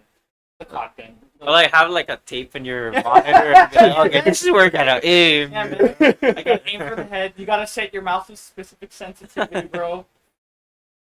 And then I remember, like, if you want to go like all out with your tryhard, man, you gotta fix your aspect ratio so your game looks so big in your point of view. I'm like, my goodness, this is how far people will go. And then, like, if you want maximum frame, even if you have like an RTX 3090, you gotta play in low quality, bro. You gotta maximize your frames. I'm like, bro, this game is literally like half my age, man. Do we really need to go that far? I think one of the hardest shooter games out there with the crazy mechanics for me has got to be Rainbow Six. Oh yeah. Dude, Rainbow Six was really. Who's that big I forgot what's his The dude with the name. machine gun? No, he's a big streamer Oh, for Rainbow I for see, I Siege. Yeah. For R6 like is one of those is legit the game where you need a lot of knowledge. Man. Map knowledge. You have to know your characters to how they play. And not only that, coordination, dude. You need a buttload. Yeah, of you need coordination. a lot of coordination for a Because game like essentially, that. as people would say, you're essentially a SWAT team. Yeah, and, you know, like it scares me because like when I think of R6 logic, like no corner is safe Mm-hmm. at all. You're just gonna get peek, punk. Like you could be hiding behind the wall and you could get killed for hiding behind that Like, wall. For me, I suck at that game completely, but when I was trying my friend's computer, there's this character called Blackbeard, the one with the Oh, yeah, the rifle shield. I'm like, I win the peak fight. Suck it. But then when my shield dies, I'm just kidding, guys. You guys can take the area. Let me reload my shield. Ghoul. I forgot who had the goo traps, man. But it was annoying because what happened was like if you stepped on the goo mine, it's basically this spike that's stuck on your foot, Mhm. and like it poisons you like each step of the way, and so Oh, you have yeah, to that press one, yeah. R to like get rid of it. Man, it was annoying to deal with. One of my favorite characters. He's a Canadian special force guy. Like he has a bear trap for a special ability. Bro. A fucking bear trap. That's where I lost my shit. I'm like I like in the trail. Man, this looks stupid. Seeing it in play. Man, this is a great idea. I was like, I hated that That's trap some like Looney Tunes shit right there. because I learned that you have to be careful wherever you go in the What game. window So like, you breached. so I reached a window and my foot got like caught on the bear trap, and I'm like, Oh, here's the Tom and the Tom script. I keep telling man, this guy has like the dumbest ability ever, but it's the most practical, and that's what killed me, man. He has the most practical ability out there. oh. You'll never know, bro. No one expects a bear trap. One of the scariest maps for me in Rainbow Six has got to be that it's usually the big maps, and one of the biggest maps that really got to me was the tower in Korea. Mhm. Like that one had so many floors. Yeah. Like you did not know where to go. Like I had a hard time looking for the hostage. I had a hard time looking for the map. I couldn't know. Like there were so many places and a lot of areas and a lot of holes to go through. I'm like, Yeah. this game really like I get motion sickness every time I go to that station. I was like, I don't know where I'm going, It gets eerie too when you're the only one left. bro. Especially in a map like that, it gets so eerie. It becomes a horror game. You're like, Start shooting random things. yeah, because like anything could come at you and you could get shot down like in a second. Like yo, like the guys that can pull 1v5 situations and no, sorry, it's 1v6, Mhm. 1v5, 1v6. It's fives. Usually it's fives. Yeah, it's That's 5. Okay. Yeah. Yeah, in those 1v5 situations, like out of all the games that push you in situations with 1v5, if you can 1v5 somebody in Rainbow Six, Mhm. you are a legend. I mean, yeah, if you ace that, ooh, respect to you. yeah, man. And for the enemy team, man, you guys look like clowns right now. What the heck happened? Like, But seriously though, what's your special event? I got a yokai drone. The Canadian dude, I got a bear trap. Like Oh. he just went to like their Walmart or something, got like some staple bear traps. And like, there you go. Here's my special weapon. I can hack people's phones. I got a bear trap. And then you got Sledge living his best life. I got Sledgehammer. Yo, Sledge though, man. That's not. No need, nothing else, man. You just It's need just your like- trusty hack. But then I saw like funny like Twitch clips where like people like kill enemy players with the hammer. That's where I started losing my shit. Poor Negro. Some WWE shit right here. Bro, like watching WWE, like I don't know how people go through getting hit with a sledgehammer, but I have never seen like an actual wrestler getting hit with the actual like The full force of the it. full force of the hammer, because like if you actually did that, like you could kill somebody. You're Like fake. Yeah. Unless you're like Saw Pang from Kengan Ashura, then you're something else. bro, like in most scenarios, like you when, That's a broken what- skull. in most wrestling scenes they use the sledgehammer as like a stick. Mhm. You know, you just like drive it Yeah. and like it'll of course it'll cause enough For damage. the most part for sledgehammers, they use substitutes instead. Like it's not like a legit sledgehammer. Maybe it's like a plastic hand or something. True. I would like to hope for that, because man, that actually Every hurt. time they host an event, like a script event, man, they have to do a lot. It takes a lot of planning. Like that's why like we only see 2 shows a week, like Raw. And No, but SmackDown. like it's crazy too, like how like WWE became like about, you know, like, and how big they became, you know. Oh, yeah. Right, SmackDown was WrestleMania was the shit, bro. dude. WrestleMania was WrestleMania was the most shit. hype event, Yo, man. my favorite, like, we call those. It's so I don't know if I should say actors, but I would say Yeah. like wrestlers would be like the Hardy brothers. Oh yeah, Dude, the let's heart. go. Oh man.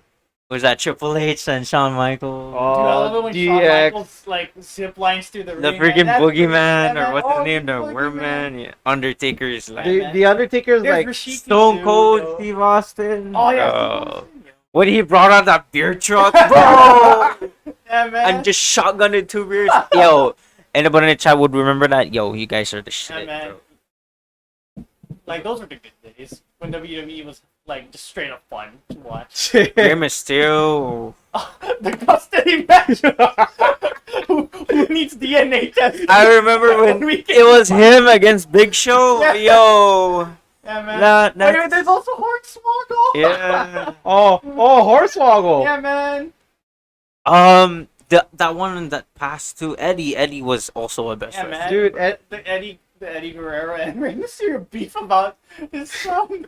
Dude, though, like it's crazy though, because in one in one of the recent clips, like Rey Mysterio pulled an Eddie Guerrero. So what he did was like he pulled the chair out, right, and hit the dude. And what he did was like he threw the chair at the dude, and it was like by the time the ref woke up, he was like he disqualified that dude, and I was like, bro. Yeah. I was like, yeah, man, that's But for the older fans, like that's the most worst thing ever. That's Takes me back. classic. Takes me back. Yo. The tractor. Oh yeah. Oh. He did that with a I tractor. think that was the recent SummerSlam. Brock Lesnar loses. He's like, "Oh, I'm just gonna tractor this whole ring." I'm like, "Me makes sense to me." Oh, there were some very key moments in WWE. Like Hey yo, we not hit not the as hour much mark. not Let's as much as go. WWF. WWF was definitely the one where like it No. got extreme. No PG, no PG. I was like, I mean, easy. especially too when they did it like off seas too with the veterans, Yeah, like man. out there at the base, That was like so bro. cool, actually. Imagine like I during remember- set they get shot or something, you know, like Dude, You hear like freaking insert. you see like the enemy like, hey, we're watching for free, you know, like with a sniper scope. You Hey, know? look at John Cena. Wait, I can't find him. I just see a floating hat. He's still a meme, bro. Even in Fortnite, like there's the characters of him. Yeah, man. When I hear the dun, dun, dun, dun, I'm like, where's that coming from? I can't see him. dude, like you know what's funny? I remember John Cena was actually supposed to be heel during his early careers. I think it was Like when he was like a Yeah. rapper, right? Something like that. Yeah. He was? Yeah, Yeah, like he has that rapper face There's too. no way. no, yeah, dude. John Cena. Okay, I'm gonna tell you this, like, cause I was a big John Cena fan growing up as a kid. Cause like I listened to a lot of his tracks. It's sad cause he only had one album like during his release, and I Yeah. remember I remember Probably like a listened. one-hit wonder, huh? I was like I listened to his dude. It's not even My Time Is Now. For me, it was basic thugonomics, man. Ah, I yeah. was like, yo, I could rap that by heart, and I think part of that, like, John Cena was actually, believe it or not, John Cena was actually a big influence for me, I see. for rapping. So it's like, man, I was like, I remember when he did basic thugonomics, like, I could recite that by heart, like it was like. Whether fighting or spitting, my discipline is unforgiving. Got you backing up in a defensive position. And ass kicking anthem. Heavy with a bantam. No care for ransom. A microphone anthem. Teens hit the floor. Hits a new fight joke. Like a burglar can either hit you missing the point. You dominate offense and offenses. So nonsense. Your theme song hits. Get you with the pump fist. He was never heel? I thought he was. I don't remember being him heel, but he just had a lot of faith. Oh no! Sorry. It wasn't John Cena. It was The Rock. Oh yeah. The Rock tried to go heel. Like in his debut, he was supposed to go heel, but the fans didn't like it. didn't like his approach, like as a heel. So like when he became the people's champion, that's when things started to take a turn Yeah, for man, him. the people's elbow. Bro. Like oh, Classic. I was like, Even like back then too, when you were young, like you would recreate like those wrestling, Yo! but, like that with a freaking pillow or like Yeah, with your man. friends in the swimming pool. dude, That would be that. I was, think the wrestler I love to copy was RVD with all his like splash attacks, bro. The five-star frog splash. Like, belly flop, here I come.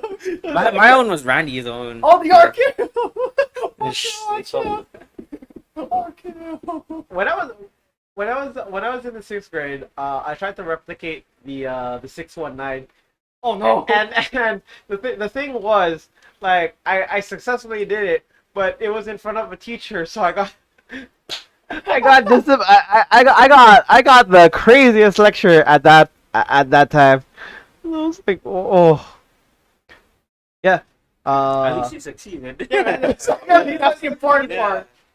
Even if I didn't have the balls. to If your do it. teacher gave you a sticker, then shoot, you know. Yeah, that's a W right there. That's a dub right there. I was like, man, like it was So your teacher just, is that a Rey Mysterio?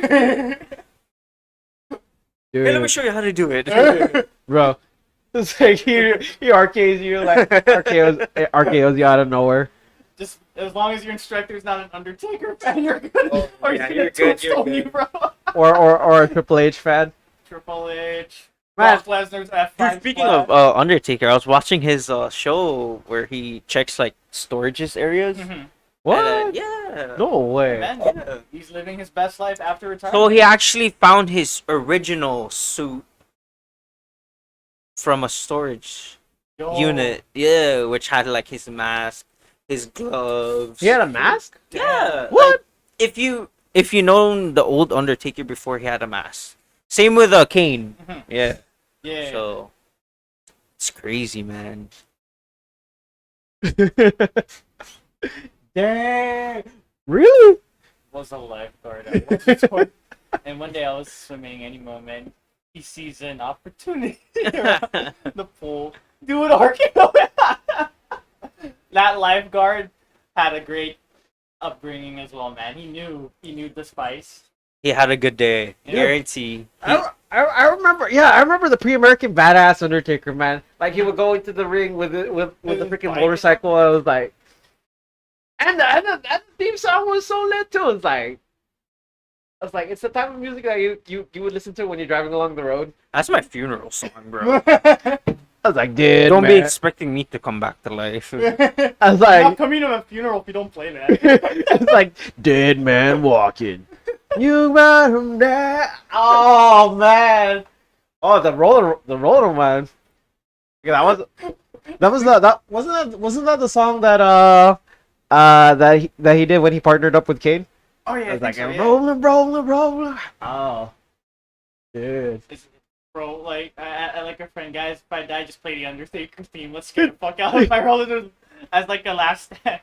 And then as they're putting his casket down, somebody plays an audio of him knocking on something to make it sound like he's trying to get hurt. Hey, that was my cue. I'm supposed to get out of here. It's like, the amount of smoke that comes out when he enters the ring, like Undertaker, like what made the Undertaker so iconic at times was like, His entrances. like when people call out the Undertaker, I was like, you see it, you see either like he comes out from the audience stand, he comes out from the side. But the one part that got to me was when I forgot who he did this with, but like Was it Paul Bearer with like the urn or something like that? no, it was where he literally like punched the ring.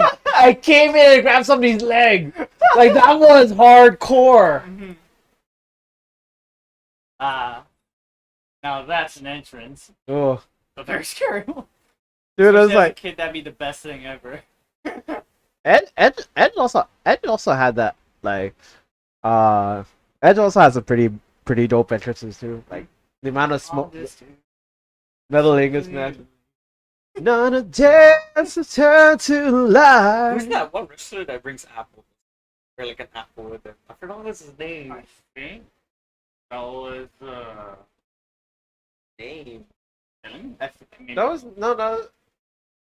But that Carlito! Oh, Bro, I spit in the that's face my home. of people who don't want to be cool. It's like you hear with the Cabana music, yo. I was like, That guy, bro. That guy had a good entrance. dude, Carlito was that guy who would switch off from being heel to good guy, and I was like, at first I was like, I don't like this guy when he was heel. I like him when he was good. I don't know, goody two shoes kind of vibe. But now I'm like looking back, I was like, dude, Carlito was a vibe, man. Like I would like to hang out with this guy now. Like, cause like I would like to hang out with him in the Cabana. I was like, even when he did the Eat an talk show apple at the with Cabana. him and be like just chilling, sipping on like Jose Cuervo or something. Bro. Oh yeah. That is. What was it?